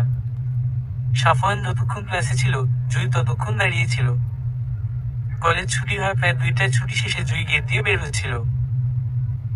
পাশ থেকে মেয়েলি কণ্ঠে কেউ বলে উঠে, সাফওয়ান স্যারের ক্লাসে কেউ কথা বলতে পারে না। তোমাকে তো দাঁড় করিয়ে রেখেছিলেন, মাঠে দাঁড় করিয়ে রাখুনি, এটাই বেশি। জুই তাকিয়ে দেখে তার পাশে বসে মেয়েটি। জুই কিছু না বলেই বেরিয়ে যায়। সেটা তখন একটু ইশারায় বললে কি এমন হতো? জুইয়ের প্রচন্ড রাগ হচ্ছে। বুঝতে পারছে না রাগটা ঠিক কার উপর করা উচিত, সাফওয়ান নাকি ওই মেয়েটি, নাকি নিজের উপর। সময় বহমান, সে কারোর জন্য থেমে থাকে না, ঠিক নদীর স্রোতের মতো। দেখতে দেখতে কিভাবে 5 মাস কেটে গেল টেরি পায়নি জুই। এরই মধ্যে জুইয়ের কলেজে হাফ ইয়ারলি এক্সামও শেষ হয়েছে। বাড়ির কারোর সাথে জুইয়ের এখনো স্বাভাবিক সম্পর্ক গড়ে ওঠেনি, তবে কেউ তার সাথে এখন আর খারাপ আচরণ করে না। সাফওয়ান ও আগের মতো রাগ দেখায় না। 5 মাসে জুই মাত্র হাতে গোনা 2বার বাপের বাড়ি গিয়েছে। রুমে পানি শেষ হয়ে যাওয়ায় কিচেন থেকে জগভর্তি পানি নিয়ে রুমে যাচ্ছিল জুই। হঠাৎ সামান্থার রুমের সামনে পা দুটো থেমে যায়।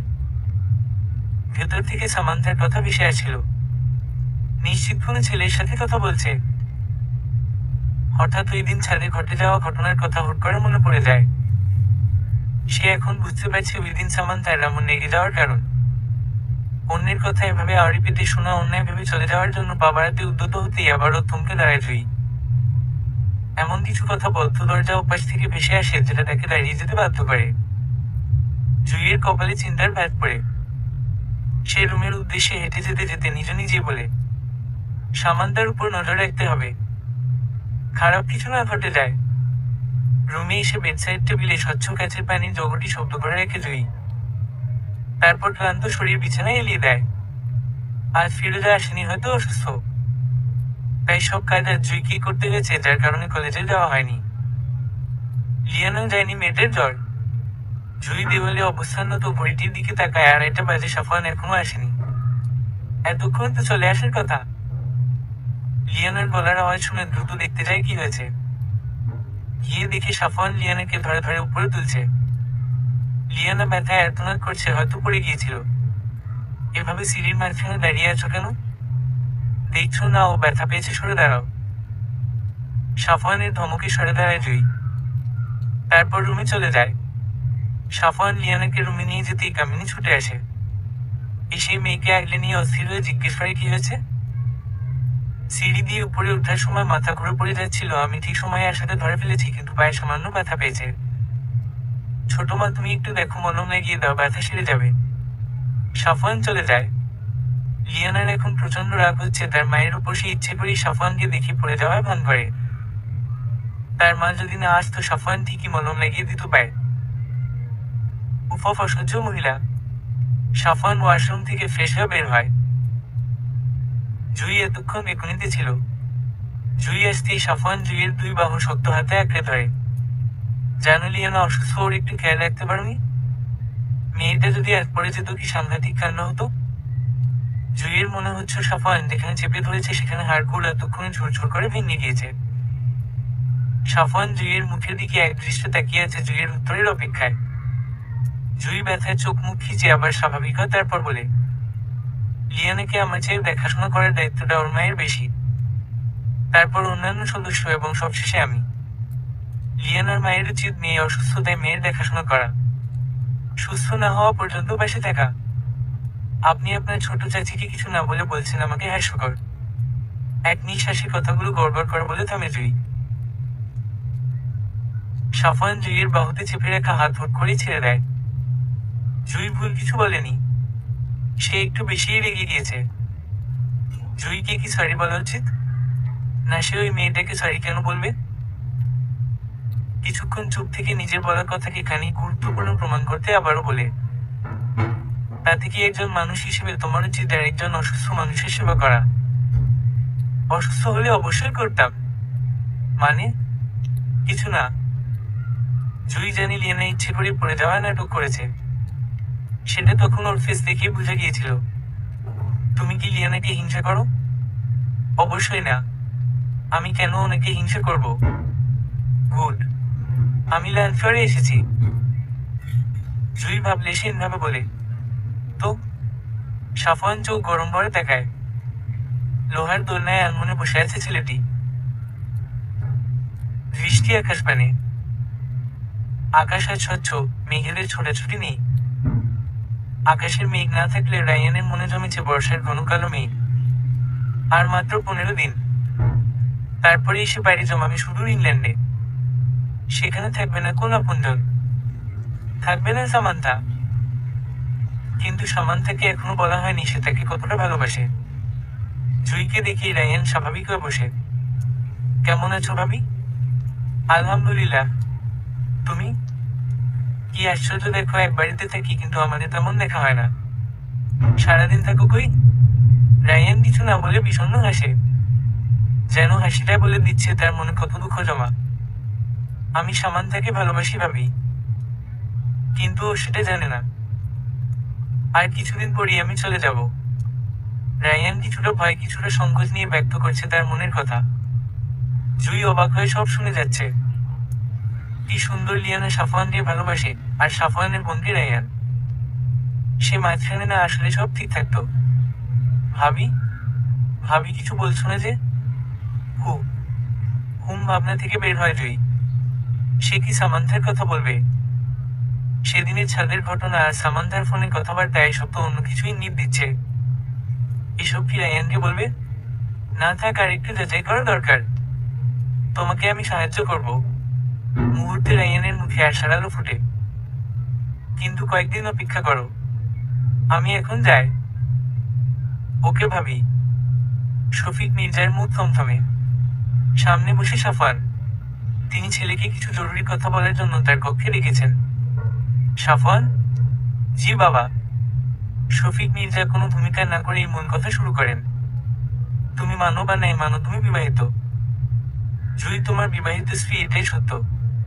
আজ না হয় কাল তোমাকে মেনে নিতেই হবে। আমি মানছি তুমি লিয়ানাকে পছন্দ করতে। সাফওয়ান চোখ তুলে তাকায়, যেন চোখ দিয়ে প্রশ্ন করছে সে লিয়ানাকে পছন্দ করত, ভালোবাসত না। শফিক মির্জা বুঝতে পারেন ছেলের প্রশ্নবোধ চাহনি। হ্যাঁ, তুমি লিয়ানাকে পছন্দ করতে। এটা ভালোবাসা না। ভালোবাসলে আমি যখন তোমার আর জুইয়ের বিয়ের কথা বলি, তুমি একবারও প্রতিবাদ করনি।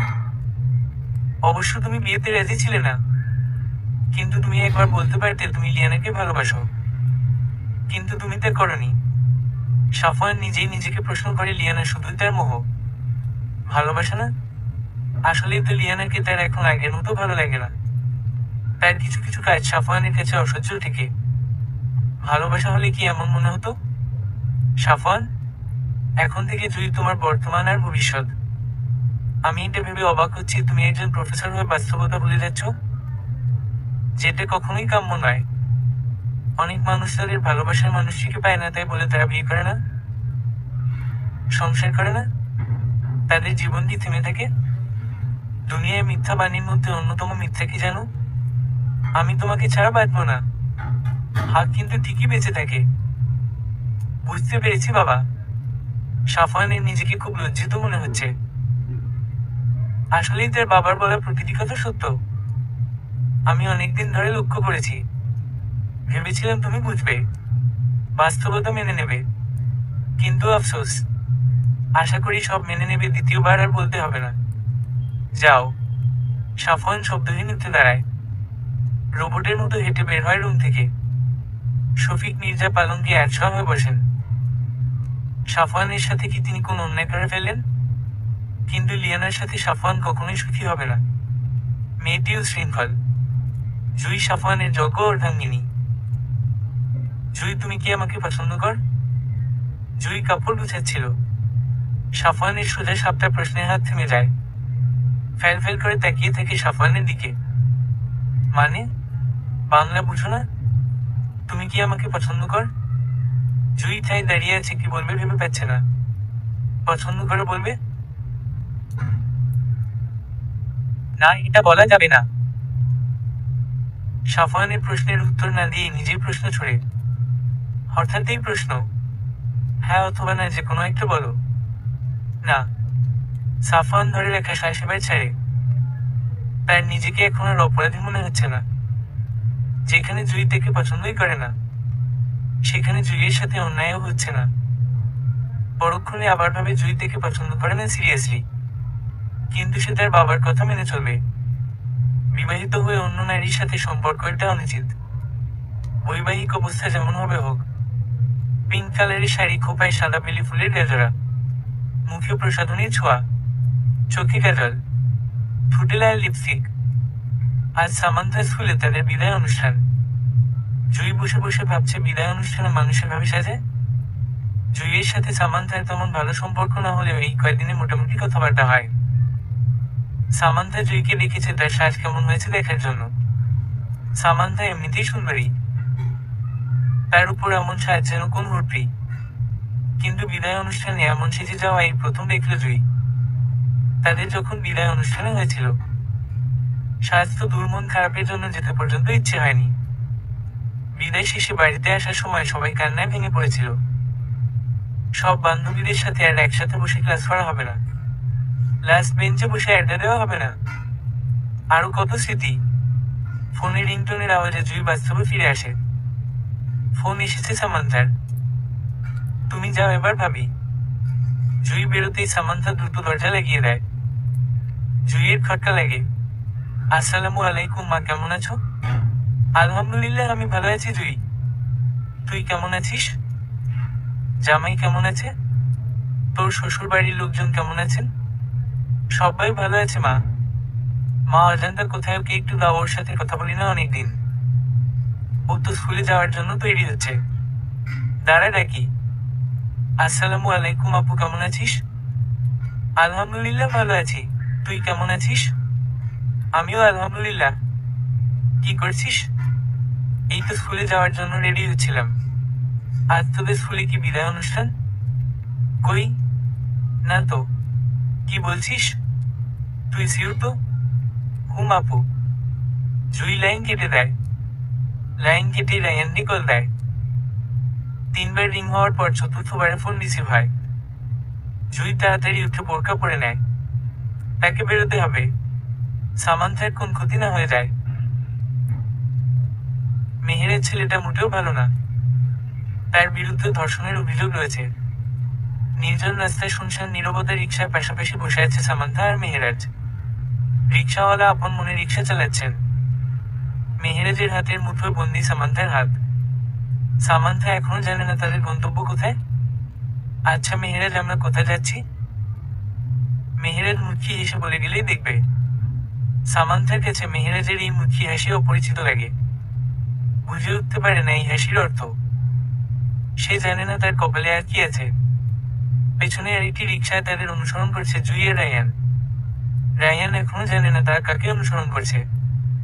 তাকে ইমার্জেন্সি আসতে বলা হয়েছে, সে এসেছে এতটুকু।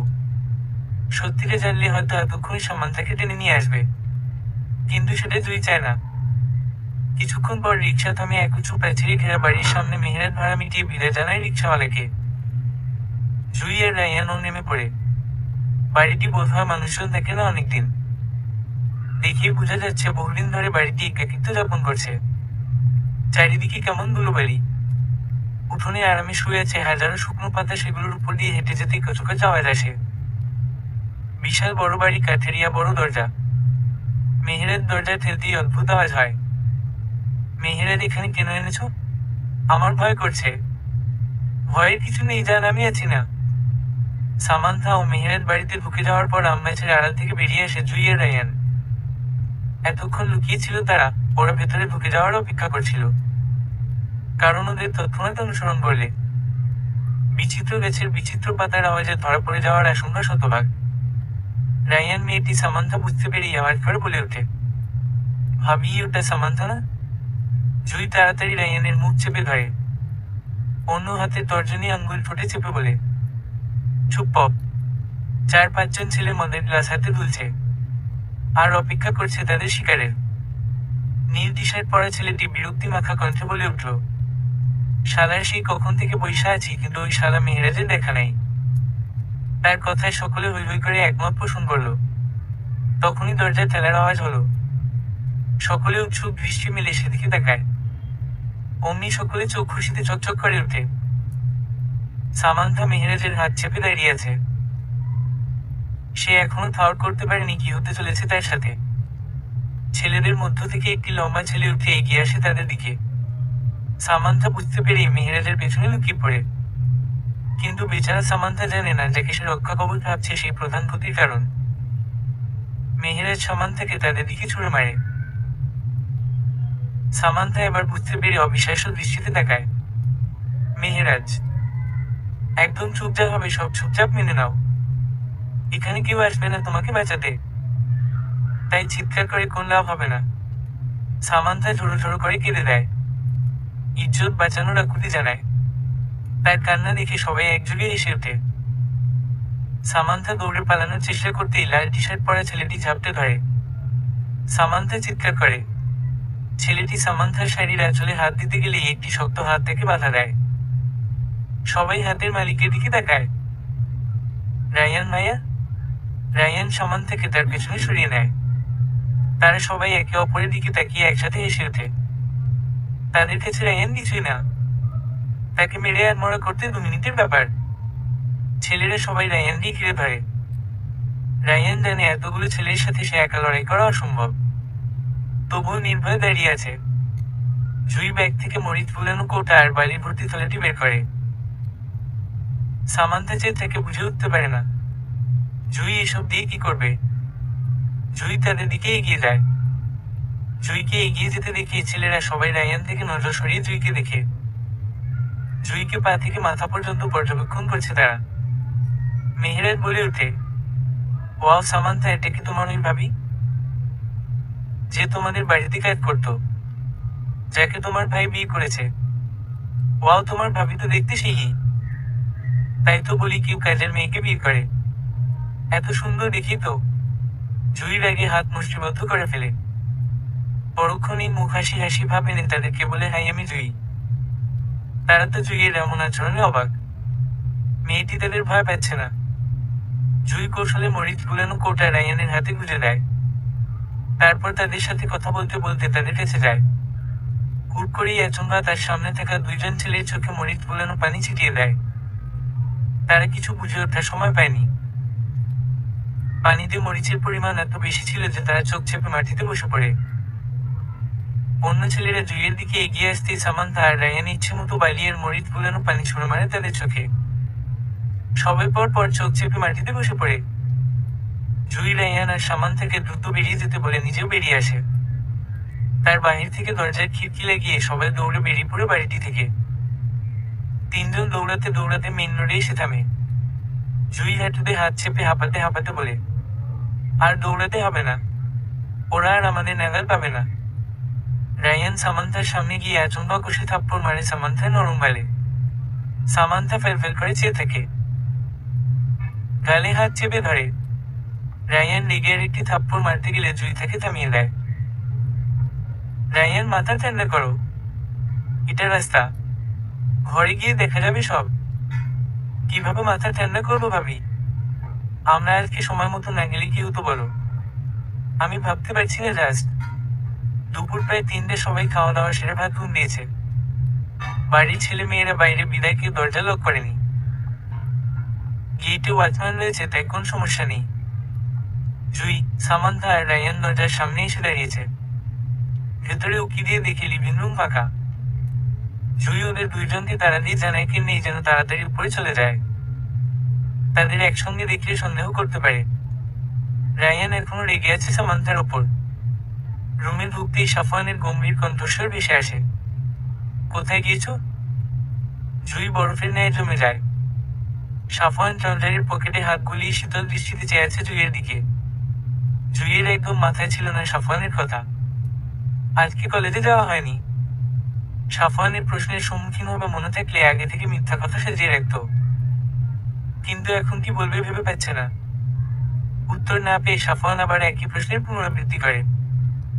জুই কথা খুঁজে না পেয়ে ছটপট বলে, আমার প্রচন্ড গরম লাগছে, গোসল করে আসি তারপর বলবো। সাফওয়ান সম্মতি সূচক সরে দাঁড়ায়। জুই হাফ ছেড়ে বাঁচে। জোরালো নিঃশ্বাস ছেড়ে দ্রুত ওয়াশরুমে ঢুকে পড়ে। সাফওয়ান আর চোখে সেটা লক্ষ্য করে। অনেকক্ষণ হওয়ার পরও জুই বের হচ্ছে না। জুই তাড়াতাড়ি ঢুকে যাওয়াতে কাপড় নিয়ে যাওয়ার কথা একদম মনে ছিল না। এখন কি করবে? সাফওয়ান রুমে না থাকলে কোনোভাবে তোয়ালে জড়িয়ে বের হওয়া যেত। সাফওয়ান গিয়ে কি বলবে? হঠাৎ দরজায় ঠুকে দেওয়ার আওয়াজ হয়। জুই আস্তে করে দরজা খুলে দিতেই সাফওয়ানের হাতে তার সালোয়ার কামিজ দেখে অবাক হয়। সাফওয়ানকে দেখা যাচ্ছে না, শুধু হাত দেখা যাচ্ছে। জুই তাড়াতাড়ি সালোয়ার কামিজ সাফওয়ানের হাত থেকে নিয়ে দরজা বন্ধ করে দেয়। জুই দরজা খুলে বের হয়ে আস্তে আস্তে সাফওয়ান না দেখে মতো রুম থেকে বেরিয়ে যাচ্ছিল। কিন্তু কি আর করার, সাফওয়ান ঠিকই দেখে ফেলে। সাফওয়ান জিজ্ঞেস করবে তখনই জুই বলে ওঠে, আমার প্রচন্ড ক্ষুধা লেগেছে, আমি কিছু খেয়ে আসি, এক্ষুনি আসবো। বলেই জুই বিদ্যুৎ গতিতে হাওয়া হয়ে যায়। সাফওয়ান রু কুঁচকে সেদিকে তাকিয়ে থাকে। সে ঠিকই বুঝতে পারছে তারা তিনজন কোথাও গিয়েছিল। সে ব্যালকনি থেকে তাদের তিনজনকে দেখেছে। তিনজনই কেমন আতঙ্কগ্রস্ত। আর সামান্থার এলোমেলো চুল, তার বিধ্বস্ত রূপ। কিছু একটা হয়েছে। জুই যতই এড়িয়ে চলুক সে জেনে ছাড়বে। জুই সামান্য কিছু খেয়ে প্লেটে অল্প ভাত আর কিছু গরুর মাংস নিয়ে সামান্থার রুমের উদ্দেশ্যে যায়। হাঁটুতে মুখ গুজে বসে আছে সামান্থা। খোলা চুল পিঠ ভাসিয়ে ছড়িয়ে আছে। শাড়িটা চেঞ্জ করেনি। জুই সামান্থার সামনে গিয়ে বসে। তাকে দেখি সামান্থা সোজা হয়ে বসে আচমকা ঝাঁপিয়ে পড়ে সামান্থার বুকে। ফুপিয়ে কেঁদে ওঠে। আজ তুমি না থাকলে কি হতো বলো? হয়তো আমি ওখানেই শেষ হয়ে যেতাম। আমি ভাবতে পারছি না মেহেরাজ আমার সাথে এমন করবে। আমি আগে থেকেই জানি সামান্থাও এরকম কোন কিছু করতে পারে। সামান্থা এবার জুইয়ের কাছ থেকে সরে বসে সন্দেহ দৃষ্টি মিলে বলে, তুমি জানতে মানে? সব বলবো, আগে খেয়ে নাও, সকাল থেকে কিচ্ছু খাওনি। না ভাবি আমার ক্ষুধা নেই, তুমি প্লিজ বলো। জুই প্লেট সহিত উঠে দাঁড়ায়। তুমি না খেলে কিছু বলবো না। আমি যাই। সামান্থা অনিচ্ছা সত্ত্বে রাজি হয় খেতে। 2-3 লুকমা কোনভাবে গিলে প্লেট ব্যাট সাইড টেবিলে রাখে। এবার বলো। জুই বলার জন্য প্রস্তুত হয়। বলো, তুমি কি জানতে চাও? এইমাত্র তুমি যে বললে তুমি আগে থেকেই জানতে। সেদিন যখন তুমি ছাদে আমাকে দেখে আটকে উঠেছিল। তোমার মোবাইল ছাদের মেঝেতে পড়ে যায় মনে আছে? হুম। তখন আমার একটু সন্দেহ হয়, কিন্তু তেমন পাত্তা দিই না। তার কয়েকদিন পর তোমার রুমের পাশ দিয়ে হেঁটে যেতেই মোবাইলে তোমার কিছু কথাবার্তা শুনতে পাই। আবার ভেবো না আড়ি পাচ্ছিলাম। তারপর থেকেই তোমার উপর একটু একটু নজর রাখি যেন তোমার কোন ক্ষতি না হয়, কারণ আমি ইতিমধ্যে মেহেরাজ সম্বন্ধে খোঁজ নিয়ে জানতে পারি সে একজন রেপিস্ট। তার বিরুদ্ধে অনেক অভিযোগ রয়েছে ইত্যাদি। তাহলে তুমি আমাকে সেটা জানানি কেন? প্রথমত তোমাকে জানাতে চেয়েছিলাম, কিন্তু আমি শিওর তুমি আমার কথা মোটেও বিশ্বাস করতে না। সামান্থা মনে মনে ভাবে আসলেই সে বিশ্বাস করতো না। জুই থেমে আবারও বলে শুরু করে, তাই আমি সিদ্ধান্ত নিলাম তোমার উপর পূর্ণ নজর রাখবো। তোমার কোন ক্ষতি হতে দেব না। অপেক্ষা করছিলাম মেহেরাজের পরবর্তী পদক্ষেপের। আজ আমার তোমার এমন স্বাদ দেখে সন্দেহ হয়েছিল, কিন্তু আবার ভাবি হয়তো সত্যিই বিদায় অনুষ্ঠান। কিন্তু তুমি যখন কল আসার পর আমাকে বেরিয়ে যেতে বললে, তখন আমার আর বুঝতে বাকি থাকে না। আমি আমার বোনকে কল দিই, যেহেতু সে একই স্কুলে পড়ে। কল দিয়ে জানতে পারি এতক্ষণ বিদায় অনুষ্ঠান হবে না। তখন আমি তোমার পিছু পিছু বের হয় আর রায়ানকে কল দিই। বের হওয়ার সময় মরিচ গুলানো পানি আর বাড়ি নিই, কারণ যেখানে শক্তি দিয়ে পারা অসম্ভব সেখানে বুদ্ধি দিয়ে যেতে সম্ভব। তারপরের ঘটনা তো তুমি জানোই। কিন্তু ভাবি তুমি তো পুলিশকে ইনফর্ম করতে পারতে। তাহলে ওরা সবাই আর লকাপে থাকতো। হ্যাঁ থাকতো। 1 দিন, 2 দিন, 1 মাসের চেয়েও বেশি না ঠিকই বেরিয়ে আসতো। কিন্তু তুমি কলঙ্কিত হতে। যা ঘটেনি মানুষ তাদের কথার ঝড় দিয়ে সেটা ঘটিয়ে ফেলতো। আর মির্জা বাড়ির সম্মানে আঘাত হানতো। কিন্তু ভাবি ওদের তো কোন শাস্তি হয়নি। ওরে যদি অন্য কোন মেয়ের। চিন্তা করো না হয়নি হতে কতক্ষণ। তারপর রহস্য এসে বলে শুধু সময়ের অপেক্ষা। আচ্ছা তুমি রেস্ট নাও, আমি যাই। ওইদিকে আবার তোমার ভাই বসে আছে আমি কোথায় গিয়েছি জানার জন্য। সামান্থা ভয় পেয়ে যায়। সাফওয়ান এটা জানলে আস্ত রাখবে না। হকচে কি বলে?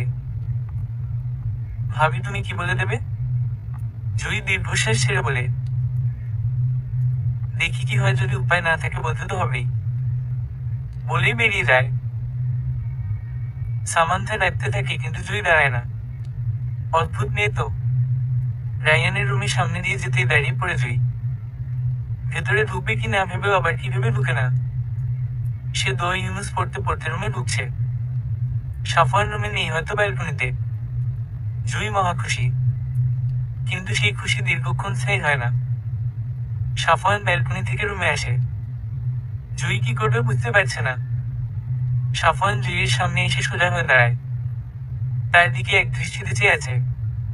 জুই চোখ নিচে নামিয়ে ফেলে। সব কাজ শেষ? মানে?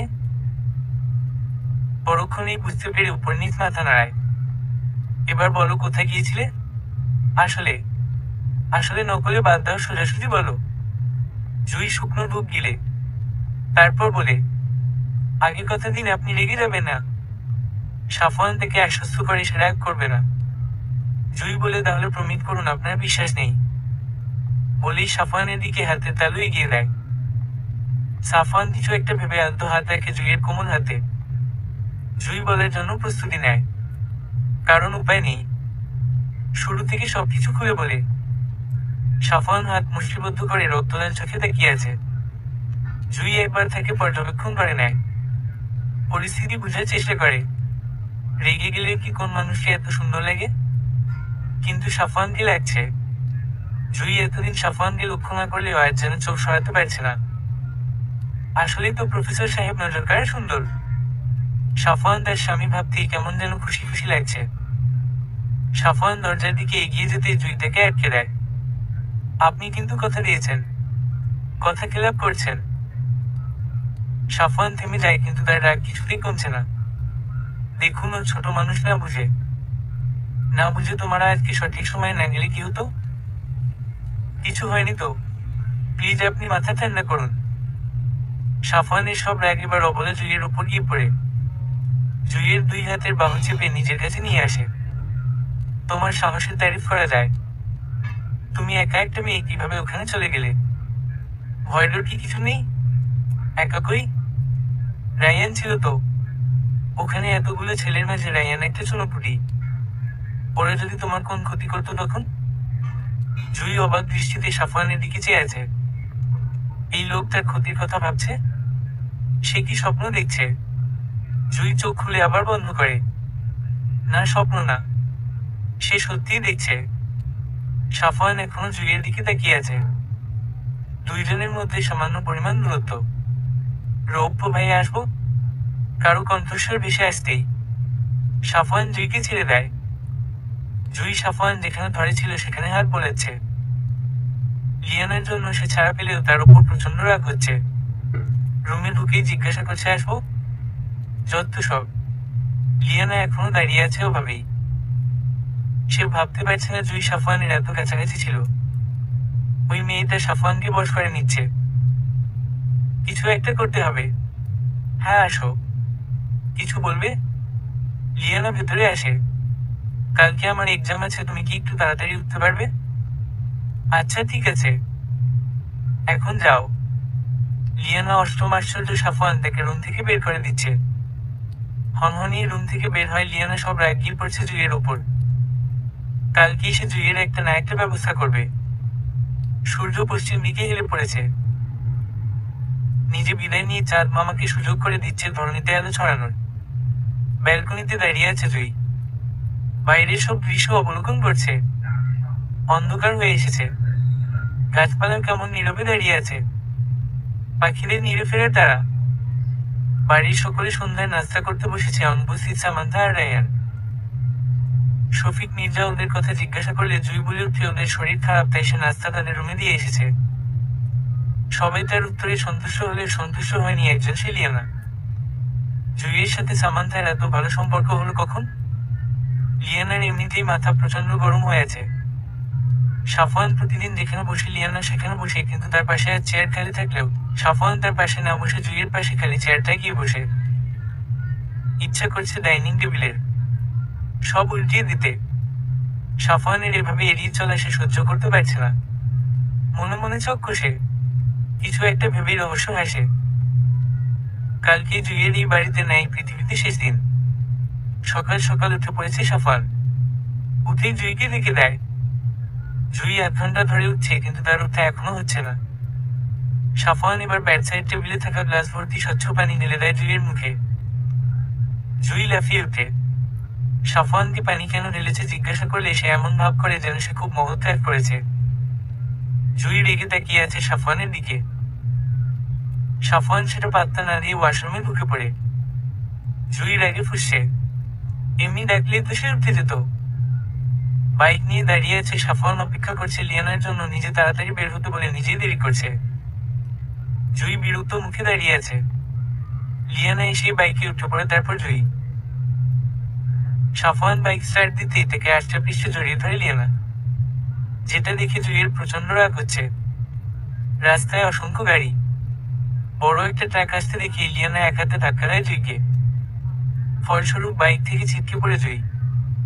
বাইক থামে কলেজের গেটের সামনে। লিয়ানা বাইক থেকে নেমেই অবাক হওয়ার ভান করে মৃদু চিৎকার দেয়। এ কি? রৌপ্য ভাইয়ের জুই কোথায়? সাফওয়ান হেলমেট মাথা থেকে নামানোর জন্য সবে হাত দিয়েছে। লিয়ানার কথা দ্রুত পেছনে ফিরে। এ কি জুই কই? সাফওয়ান কিছু একটা ভেবে তড়িৎ গতিতে হেলমেট পুনরায় মাথায় চাপিয়ে বাইকে উঠে পড়ে। মুহূর্তেই ধোঁয়া উড়িয়ে বাইকটি অদৃশ্য হয়ে যায়। লিয়ানা সাফওয়ান চলে যেতেই লিয়ানা তার আতঙ্কিত মুখখানি স্বাভাবিক করেনি। গিয়ে আর কি হবে? তারপর আকাশের দিকে তাকিয়ে আঙুল উপরে ত্যাগ কর বলে জুই এতক্ষণ পর পারে বলেই ঠোঁট বাঁকিয়ে হাসে। রক্তে ভেসে গেছে পুরো রাস্তা। পড়ে আছে নিজ রক্তে রঞ্জিত জুইয়ের নিথর দেহ। সবাই গোল হয়ে দাঁড়িয়ে আছে, বলা বলি করছে এটা ওটা। যে ট্রাকটির সাথে জুইয়ের ধাক্কা লাগে ট্রাক ড্রাইভার দ্রুত পালিয়ে যায়। আসলে বেচারার কি দোষ? কিন্তু সেটা তো সাধারণ জনগণ মানবে না, তাই তার পালিয়ে যাওয়া। সাফওয়ানের বাইক থামে। ভিড় ঠেলে ভেতরে এগিয়ে যায়। জুইকে দেখিয়ে যেন তার কলিজা শুকিয়ে যায়। কিছুক্ষণের জন্য হয়ে যায় বাকহীন। রোদে পুরো মাখামাখি, সারা শরীর চেনার উপায় নেই। সাফওয়ান মাটিতে বসে পড়ে। জুইয়ের রোদা কোক্ত শরীর তুলে নেয়। গাড়িতে তোলার সময় কয়েকজন ছেলে সাহায্য করতে চাইলে সাফওয়ান তাদের মানা করে দেয়। হসপিটালে ডক্টর জুইকে দেখিয়ে দ্রুত ইমার্জেন্সিতে নিতে বলে। কন্ডিশন ভালো না। সাফওয়ান দিশেহারা কি করবে ভেবে পাচ্ছে না। বাড়িতে খবর দিতেই বাড়ির সকলে ছুটে আসে। জুইয়ের মা এসে মেয়ের জন্য বিলাপ করতে থাকে। তাকে থামানো যাচ্ছে না। জুইয়ের বাবা কাঁপা কাঁপা গলায় জিজ্ঞেস করে তার মেয়ের অ্যাক্সিডেন্ট কিভাবে হলো।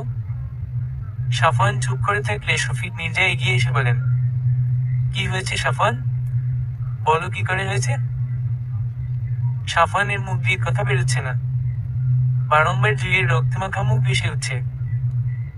অনেকক্ষণ পর সাফওয়ান সব খুলে বলে, কিন্তু কারো মাথায় এটা আসলো না যে জুই পড়ে গেল কি করে। আর সাফওয়ান না হয় টের পায়নি, কিন্তু লিয়ানা? জুই পড়ে গেল আর সে একটু টের পেল না। আসলে সবাই তখন জুইকে নিয়ে এতটা দুশ্চিন্তাগ্রস্ত ছিল যে এটা কারো মাথায় আসেনি। সবাই হসপিটালের করিডোরে বসে আছে। সালেহা বেগম কাঁদতে কাঁদতে বারবার জ্ঞান হারাচ্ছেন। বেশ খানিকটা পর নার্স এসে জানায়, অবস্থা ভালো না, দ্রুত A+ পজিটিভ রক্তের ব্যবস্থা করুন। সাফওয়ান ব্লাড ব্যাংকে যাওয়ার জন্য পা বাড়াতেই সুমি মির্জা বাধা দেন। তিনি জানায় তার রক্ত A+ পজিটিভ, তিনি রক্ত দিবেন। নার্স তাকে তার সাথে যেতে বলেন। আগে ওনার রক্ত পরীক্ষা করতে হবে, তারপর রোগীর শরীরে দিতে পারবো। সাফওয়ান কাউকে কিছু না বলেই কোথাও চলে যায়। শফিক মির্জা জিজ্ঞাসা করছিল, কিন্তু সে উত্তর দেয়নি। যাওয়ার সময় শফিক মির্জা লক্ষ্য করছেন সাফওয়ানের মুখভঙ্গি অস্বাভাবিক। তিনি হয়তো কিছু আন্দাজ করতে পেরেছেন। সাফওয়ান বাড়িতে এসে লিয়ানাকে উচ্চস্বরে ডাকতে থাকে। তার চিৎকার শুনে ফিরোজা কিচেন থেকে দৌড়ে আসে। আকুল হয়ে জানতে চায় জুইয়ের অবস্থা, কিন্তু সাফওয়ান উত্তর না দিয়ে হনহনিয়ে সিঁড়ি বেয়ে উপরে ওঠে। ফিরোজা সাফওয়ানের শক্ত কঠিন মুখ দেখে দ্বিতীয়বার জিজ্ঞাসা করার সাহস করে না। মনে মনে চাইছেন মেয়েটা যেন সুস্থ হয়ে ফিরে আসে, কিন্তু সেটা কি আদৌ সম্ভব? লিয়ানা ব্যালকনিতে চেয়ারে বসে আরামে কফিতে চুমুক দিচ্ছে। সে আর মহা খুশি। ভালোবাসার মানুষকে পেতে মানুষ কত কিছুই না করে। নিষ্পাপ মানুষের জীবন নিতে দুবার ভাবে না। আজকের পর থেকে রৌপ্য শুধুই তার। শুধু অপেক্ষা একটা দুঃখজনক খবরের। যদিও তার কাছে হবে সেটা সুখবর। কিছুদিন বাড়ির সকলে শোক পালন করবে। তারপর হঠাৎ কারো ধূপধাপ পায়ের আওয়াজে লিয়ানাকে এসেছে দেখার জন্য যেতেই সাফওয়ানকে দেখে ভয়ে চুপসে যায়। সাফওয়ান হাত মুষ্টিবদ্ধ করে চেয়ে আছে লিয়ানার দিকে। লিয়ানা ঢোক গিলে, তারপর পরিস্থিতি স্বাভাবিক করতে অত্যন্ত ব্যথিত সুরে জিজ্ঞাসা করে, জু, জুই কেমন আছে? ওর কিছু হবে না তো? আমি এক্ষুনি হসপিটালে যাওয়ার জন্য রেডি হতে যাচ্ছিলাম। তো কথা সম্পূর্ণ হয় না, তার আগেই দারুণ শক্তপোক্ত হাতের থাপ্পড় এসে পড়ে তার বাম গালে। লিয়ানা গালে হাত চেপে অবিশ্বাস্য দৃষ্টিতে তাকিয়ে আছে। তার বিশ্বাস হচ্ছে না সাফওয়ান দেখে থাপ্পড় মেরেছে। জুইয়ের অবস্থা এখনো ক্রিটিক্যাল। ডক্টররা এখনো কিছু জানায়নি, শুধু বলেছে তারা সর্বোচ্চ চেষ্টা করছে আল্লাহর কাছে প্রার্থনা করতে। কোন মিরাকল হলেও হতে পারে। ডক্টরের এই কথার অর্থ বোধগম্য হয় সকলের। সালেহা বেগম এখন অজ্ঞান, হয়তো জ্ঞান ফিরলে শুনবে জুই আর নেই। সবাই লাশ বাড়ি নিয়ে যাওয়ার জন্য ব্যস্ত হয়ে পড়বে। এসব দেখে তিনি আবারও অজ্ঞান হয়ে যাবেন। তারপর কিছুদিন সবাই মন খারাপ করে ঘুরবেন, কিন্তু সেটা কেটে যাবে সময়ের পরিক্রমায়। সবার হয়তো জুই নামক মেয়েটার কথা বেশি দিন মনে থাকবে না। দুনিয়াবি ব্যস্ততা ভুলিয়ে দেবে জুইকে। সবাই আবার যে যার যার মতো স্বাভাবিক জীবনে ফিরে যাবে। মনে থাকবে না জুইয়ের কথা, থাকবে না তার অস্তিত্ব। জুই চলন্ত বাইক থেকে পড়ে গেল আর তুমি টের পেলে না? হাস্যকর না লিয়ানা? তুমি কি ভেবেছিলে কেউ এটা বুঝতে পারবে না? তুমি এত বোকা। সাফওয়ান লিয়ানার দুই হাতের বাহু চেপে ধরে কথাগুলো এক নাগাড়ে বলে থামে। বড় বড় নিঃশ্বাস ছাড়ে। এমনটা কেন করলে লিয়ানা? লিয়ানাকে কিঞ্চিত ধাক্কা দিয়ে বলে, যেদিন আমি ওকে বিয়ে করেছি সেদিন থেকে ওকে স্ত্রী হিসেবে মেনে নেওয়ার চেষ্টা করে এসেছি। হ্যাঁ, এটা ঠিক, আমি ওকে না পছন্দ করি না ভালোবাসি, কোনোটাই না। নিজেকে তোমার থেকে দূরে রাখার চেষ্টা করেছি, কিন্তু পারিনি। তুমি বারবার। কিন্তু তুমি ওকে জানে মেরে ফেলার চেষ্টা করবে এমনটা কল্পনাও করিনি। জুইয়ের যদি কিছু হয় তাহলে মনে রেখো তোমার স্থান মির্জা বাড়ি নয় জেলখানায় হবে। তারপর ডান হাতের তর্জনী আঙ্গুল জাকিয়ে বলে, মাইন্ড ইট। লিয়ানা সাফওয়ানের ধাক্কায় টায়ার সামলাতে না পেরে পড়ে যায় ফ্লোরে। সে কি করে ফেলেছে? এটা করা একদম উচিত হয়নি। সে যেমনটা সহজভাবে ভেবেছে তা না হয় ঘটছে তার উল্টো। নিজ জালে নিজে ফেসে যাচ্ছে। সবাই জানলে কি হবে? সবাই জানার আগে কিছু একটা করতে হবে। রাত 12টা বেজে 24 মিনিট। সবাই এখনো হসপিটালে, কেউ দাঁড়িয়ে কেউ বা বসে। এখনো ডক্টররা কিছু জানায়নি। সাফওয়ান এসেছে অনেকক্ষণ, কোথায় গিয়েছে কেউ জিজ্ঞাসা করেনি। কপালে হাত ঠেকিয়ে চেয়ারে ঝুঁকে বসে আছে, চিন্তিত মুখখানি সবার আড়ালে। সাফওয়ান বুঝতে পারছে না তার এত খারাপ লাগছে কেন। দম বন্ধ হয়ে যাবে মনে হচ্ছে। হঠাৎ কামিনীর বমি শুরু হয়।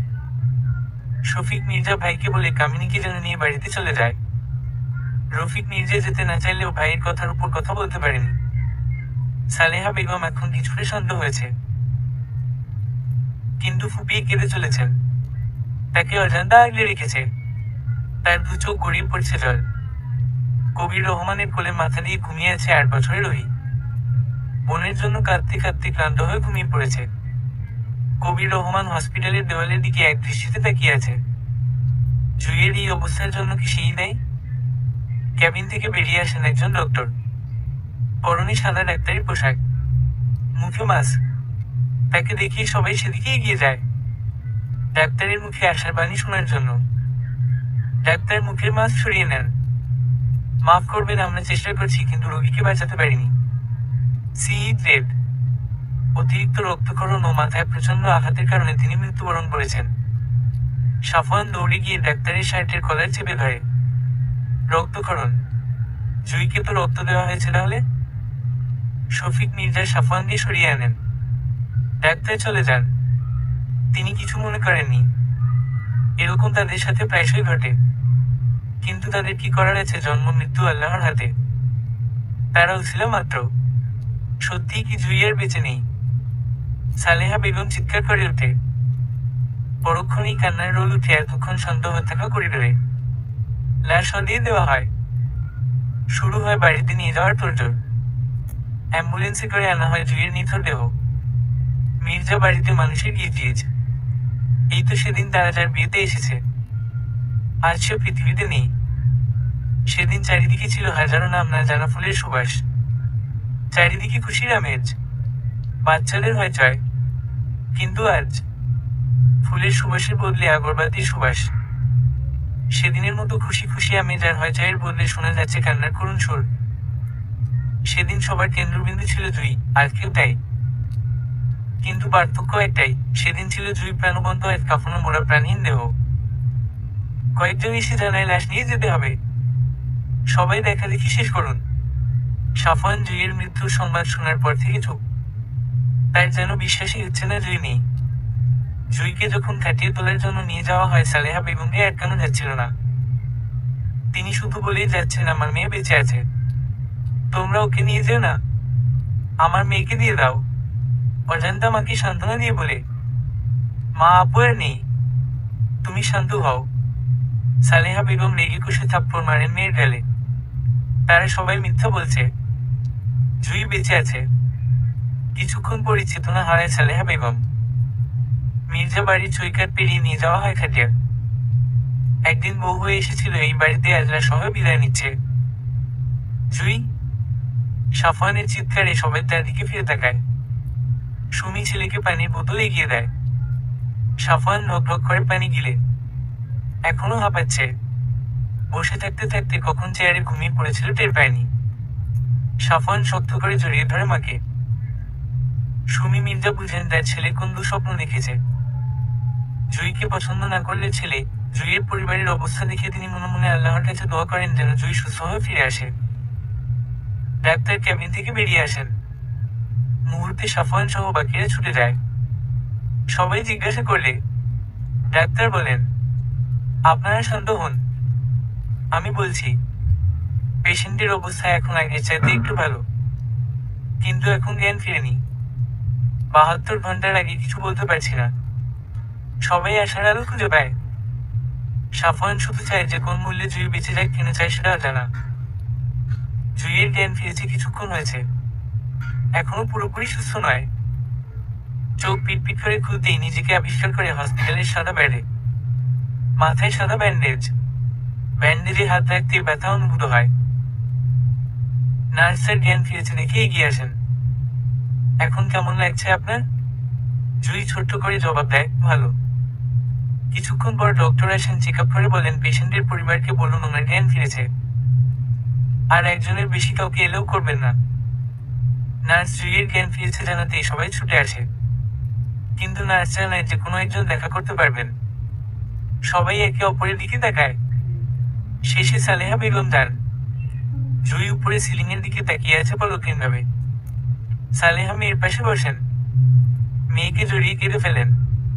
কান্না থামাও মা, আমার কিছু হয়নি, আমি সুস্থ। সালেহা তবুও কেঁদেই চলেছেন। মা! সালেহা চোখের পানি মুছে মেয়ের মাথায় হাত বুলিয়ে দেন। আমাকে কখন রিলিজ দেবে মা? সালেহা বেগম কিছু বলতে যাবে, তখনই পাশ থেকে নার্স জানায়, 2-1 দিন পর। আপনি এখনো সম্পূর্ণ সুস্থ না। জুই দীর্ঘশ্বাস ছেড়ে চুপ করে থাকে। মনে ঘুরছে অন্য চিন্তা। রাত 8টায় লিয়ানা ফিরোজাকে বলেছিল কফি নিয়ে যেতে তার রুমে। ঘরে কামিনী আর রফিক মির্জা। সাফওয়ান হসপিটাল থেকে এসেছে ঘন্টাখানিক হলো। একটু রেস্ট নিয়ে আবার রওনা দেবে হসপিটালে। জুইকে নিয়ে বাসায় ফিরবে। হঠাৎ ফিরোজার চিৎকার ভেসে আসে। চিৎকারের আওয়াজ লিয়ানার রুমের দিক থেকে আসে। সবাই লিয়ানার রুমে যেতেই আটকে ওঠে। সিলিং ফ্যানের সাথে ঝুলছে লিয়ানা। কামিনী বেগম ছুটে যান মেয়ের কাছে। রায়ান দ্রুত নামানোর চেষ্টা করে লিয়ানাকে। শেষে সাফওয়ান আর রফিক মির্জার সাহায্যে নামিয়ে আনে। লিয়ানার গলায় ওড়নার ছাপ বসে গিয়ে লাল হয়ে আছে। আর একটু দেরি হলে লিয়ানার বাচ্চার সম্ভাবনা ছিল না। কামিনী বেগম মেয়েকে বুকে জড়িয়ে ধরে বসে আছেন। সবার বোধগম্য হচ্ছে না লিয়ানার এমন কর্মকাণ্ডের কারণ। খবর পেয়ে হসপিটাল থেকে ছুটে আসেন শফিক মির্জা আর সুমি। সাফওয়ানের এসব নাটক মোটেও ভালো লাগছে না। সে নিঃশব্দে স্থান ত্যাগ করে। হসপিটালে গিয়ে দেখে জুই নেই। সম্পূর্ণ গোবিন্দালি। সাফওয়ান একজন নার্সকে জিজ্ঞাসা করলে নার্স জানায় কিছুক্ষণ আগেই তারা চলে গিয়েছে। কিন্তু জুইয়ের তো 2-1 দিন পর কিন্তু উনি এখন মোটামুটি সুস্থ। তাই সাফওয়ানের প্রচন্ড রাগ হচ্ছে, রাগে মাথা ফেটে যাচ্ছে। সে যার জন্য দিনরাত হসপিটালে পড়েছিল সেখানে সুস্থ হওয়ার পর তাকে না জানিয়েই চলে গেল। কিন্তু জুই তো বাড়িতে যায়নি, তাহলে কি সে বাবার বাড়ি চলে গিয়েছে? কিন্তু কেন? সাফওয়ান আবার ও বাড়ির দিকে রওনা হয়। বাড়িতে গিয়ে দেখে এখনো সবাই লিয়ানার রুমে। লিয়ানা কান্না করছে আর সেদিন জুইকে বাইক থেকে ফেলা দেওয়ার কথা স্বীকার করছে। সবার যেন বিশ্বাস হচ্ছে না, লিয়ানা কেঁদেই চলেছে। রফিক মির্জা লিয়ানাকে অনবরত থাপ্পড় মারছে। তার মেয়ে কিনা এতটা নীচ। ছি! শফিক মির্জা ভাইকে আটকান, এখন চুপ থাকতে বলেন। এমন করলে লিয়ানা আবারও নিজের ক্ষতি করতে চাইবে। জুই সুস্থ হয়ে বাড়ি ফিরুক, তারপর দেখা যাবে। কামিনীর আগে ফুসছে, জুই তো আর মরে যায়নি, তার মেয়ে না হয় একটা ভুল করে ফেলেছে। সাফওয়ান বিছানায় একশোয়া হয়ে বসে আছে। সে স্পষ্ট সব শুনছে। সে জানে এসব লিয়ানার নাটক। জুই এখন সুস্থ, সবাইকে সব বলে দেবে। এসব ভেবেই সুইসাইডের নাটক। না হলে কেউ এভাবে দরজা খোলা রেখে সুইসাইড করে? হাস্যকর। বারবার জুইয়ের কথা মনে পড়ছে। কল দেওয়া যাক, কিন্তু মেয়েটার নাম্বারও তো নেই। কি করা যায়? হঠাৎ মনে পড়ে তার শাশুড়ির নাম্বার রয়েছে। তিনি একবার কল করেছিলেন জুইয়ের সাথে কথা বলার জন্য। সাফওয়ান তখন কলেজে থাকায় কল কেটে দেয়। ফোনে সেভ করা না থাকায় খুঁজতে অনেক কষ্ট হয়। অবশেষে কল দেয়। 2বার রিং হতেই কল রিসিভ হয়। ওপাশ থেকে ভেসে আসে চেনা কণ্ঠস্বর। আসসালামু আলাইকুম। কে বলছেন? সাফওয়ানের মনে অদ্ভুত প্রশান্তি বয়ে যায়। আমি সাফওয়ান। ও কিছু বলবেন? বলুন। তুমি ওখানে কেন গিয়েছো? আমাকে একবার জানাতে পারতে। বিরক্ত করতে ইচ্ছে হয়নি। কিছুক্ষণ নীরবতা, দুজনে চুপ, শুধু একে অপরের নিঃশ্বাসের আওয়াজ শুনছে। হঠাৎ সাফওয়ান বলে ওঠে, কাল তোমাকে আনতে যাব, তৈরি থেকো। না, আমি আর যাব না। কারো কাছে বোঝা হয়ে থাকতে চাই না। আপনাকে আমি মুক্তি দিয়ে দেব। আপনি লিয়ানা আপুকে বিয়ে করে সুখে থাকুন। বলেই জুই কল কেটে দেয়। চোখ বেয়ে গড়িয়ে নোনা জলের ধারা আলবিছেদা মুছে নেয়। সাফওয়ান জুইয়ের কথা সিরিয়াসলি নেয়নি। সে জানে জুই এসব অভিমান করে বলছে। সে কালকেই তার বউকে নিয়ে আসবে। সকাল 10টায় সবাই রেডি হয়েছে, উদ্দেশ্য সাফওয়ানের শ্বশুর বাড়ি। বাড়ির সবাই যাবে। সাফওয়ান একটি সাদা শার্ট পরেছে, সাথে কালো প্যান্ট। বাঁ হাতের কবজিতে ঘড়ি পড়তে পড়তে নিজেকে একবার আয়নায় পরখ করে নেই। চুলগুলো সুবিন্যস্তভাবে আঁচড়ানো। আর ভীষণ খুশি সে। সালেহা রান্নাঘরে ব্যস্ত। হরেক পদের রান্নার আয়োজন। আজ প্রথম মেয়ের শ্বশুর বাড়ির লোকজন আসবে। অজান্তা অধি দাঁড়িয়ে আছে মায়ের পাশে, কখন কি লাগে সেটা দেওয়ার দায়িত্ব তাদের। জুইয়ের বাবা বাজার থেকে এখনো আসেনি। কি করছে এতক্ষণ কে জানে। জুই জানালার পাশে বসে আছে, দৃষ্টি অদূর আকাশে। ভাবছে তার সাথে ঘটে যাওয়া ঘটনা। আজ সে বেঁচে নাও থাকতে পারত, কিন্তু ভাগ্যক্রমে বেঁচে ফিরেছে। শ্বশুরবাড়ির মানুষজন আসবে, এতে তার কোন হেলদোল নেই। সে আর সাফওয়ানের জীবনে ফিরে যেতে চায় না। সাফওয়ান লিয়ানাকে ভালোবাসে, তার সাথেই ভালো থাকুক। মির্জা বাড়ির পেছনের দিকে রয়েছে ছোট্ট একটি বাগান। বাগান ভর্তি হরেক রকম ফুল আর ফল। বাগানের প্রাচীর ঘিরে সারি সারি নারিকেল গাছ, যেগুলো দাঁড়িয়ে পাহারা দিচ্ছে বাগানটিকে। বাগানের মাঝখানে বসার জন্য রয়েছে কয়েকটি বেঞ্চ। অবসর সময়ে যেখানে মির্জা বাড়ির সকলে বসে আনন্দময় সময় কাটায়। কিন্তু আজ তার ব্যতিক্রম। বাগানে অবস্থানরত বেঞ্চের এক কোণে বসে আছে একটি মেয়ে। পরনে খয়েরি রঙা চকচকে শাড়ি, কোমর সমান চুল, পিঠে ভাসমান। স্নিগ্ধ মুখখানায় বিষণ্ণতার ছোঁয়া। রৌদ্রতপ্ত আকাশের দিকে আনমনে তাকিয়ে সে। দেখলে মনে হবে ভাবনায় বিভোর রমণী। কিন্তু না, কিছুই ভাবছে না সে। শুধু আকাশ দেখছে, শূন্য আকাশ। নিজেকে তুলনা দিতে ইচ্ছে করে ওই আকাশের সাথে, কিন্তু পারে না। ফের মির্জা বাড়ির চৌকাঠে পা রাখতে চায়নি জুই। কিন্তু শফিক মির্জার বরফ শীতল অনুরোধ অমান্য করার সাধ্য যে তার নেই। তাই অনিচ্ছায় ফিরে এসেছে। সাফওয়ান কলেজে চলে গিয়েছে সেই সকালে। বাড়ির অন্যান্য সদস্যরা যে যার কাজে। ফিরোজা রান্নাঘরে দুপুরে রান্না করছে। জুই নিঃশব্দে রান্নাঘরে গিয়ে দাঁড়ায়। ফিরোজা তাকে দেখি পান খাওয়া লাল দাঁত দেখিয়ে আসে। কিছু লাগবো? না। তুমি এমন মন মরা হয়ে আছো কেন? হাসলে তোমার খুব সুন্দর দেহাই। ফিরোজার কথা ঈষৎ হাসি উকি দেয় জুইয়ের সুশ্রী মুখে। আমি তোমাকে সাহায্য করি? না না, আমি একাই পারবো। তুমি শুধু দেহ। পরন্ত বিকেল ডুবো ডুবো সূর্য। চারিদিকে মৃদু কোলাহল। পাখিদের নিড়ে ফেরার তারা। সাফওয়ান একটু আগে এসেছে। কাল থেকে জুইয়ের সাথে একবারও কথা হয়নি তার। ভেবেছে জুই বলবে, কিন্তু না, এই মেয়ে তো অ্যাক্সিডেন্টের পর থেকে রোবট হয়ে গিয়েছে। সাফওয়ান আলগেছে জুইয়ের পাশে গিয়ে বসে। খানিকটা জুইয়ের ডাকে সেই। জুই নড়েচড়ে বসে। সাফওয়ান কি বলবে খুঁজে পাচ্ছে না। তুমি তো এখন সুস্থ? কাল থেকে কলেজে যেতে হবে। সামনে এক্সাম। হুম। কি হুম? তুমি কি আমাকে ইগনোর করছো জুই? জুই মলিন হাসে। ইগনোর? আমি আপনাকে ইগনোর করবো সেই যোগ্যতা আমার আছে? জুই, তুমি কি আমার উপর রেগে আছো? না। তাহলে এভাবে মন মরা হয়ে আছো কেন? আগে সবকিছু ভুলে গিয়ে আমরা কি নতুন করে সব শুরু করতে পারি না? জুই এবার ভালো করে তাকায় সাফওয়ানের দিকে। সাফওয়ান কি সত্যি বলছে? কিন্তু আপনি তো লিয়ানা আপুকে ভালোবাসেন। এখন বাসি না। কারণ আমি বিবাহিত, আমার একটা জুই ফুল আছে। বিবাহিত পুরুষের অন্য নারীকে ভালোবাসা অন্যায়। সাফওয়ান বুকে আগলে নেই জুইকে। জুইও তাই নেই সাফওয়ানের বুকে। আজ তাদের মধ্যে কোনো তৃতীয় ব্যক্তি নেই। তারা সম্পূর্ণ একে অপরের।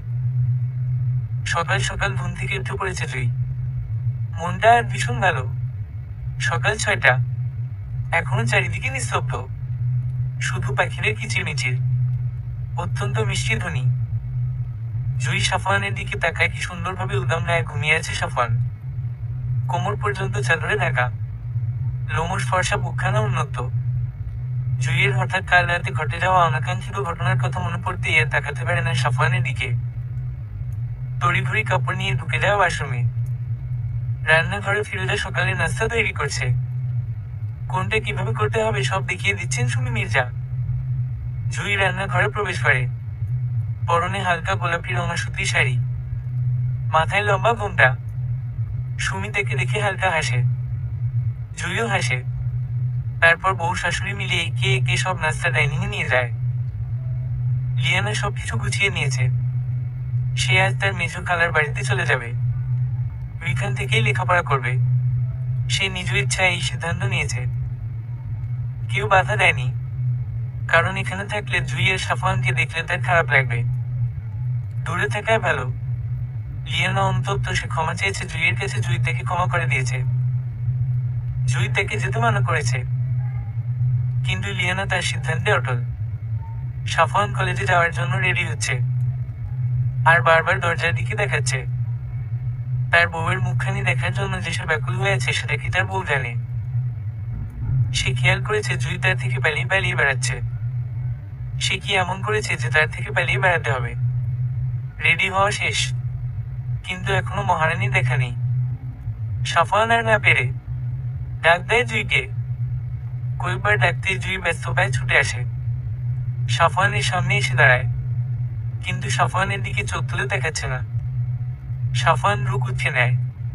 তারপর বুঝতে পারে জুইয়ের এহেন আচরণের কারণ। আমার দিকে দেখাও। না। কেন? জানি না। ও বুঝছি। তারপর দুষ্টু হেসে বলে, কিন্তু যে কারণে কি লজ্জা পাচ্ছে? এমন ঘটনা তো এখন হরহামেশায় ঘটতে পারে তখন। সাফওয়ানের কথায় চোখ বড় বড় করে তাকায়। জুই কি বলছে এই লোক লাজ লজ্জা নেই নাকি? শেষের কথাটা একটু আওয়াজ করেই বলে ফেলে জুই। সাফওয়ান সেটা শুনে বলে, লজ্জা? এসব বাইরে শুভ পায় বউয়ের কাছে না। জুই ধুম করে কিল বসায় সাফওয়ানের শক্ত বুকে।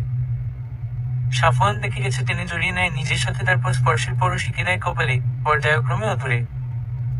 সমাপ্ত।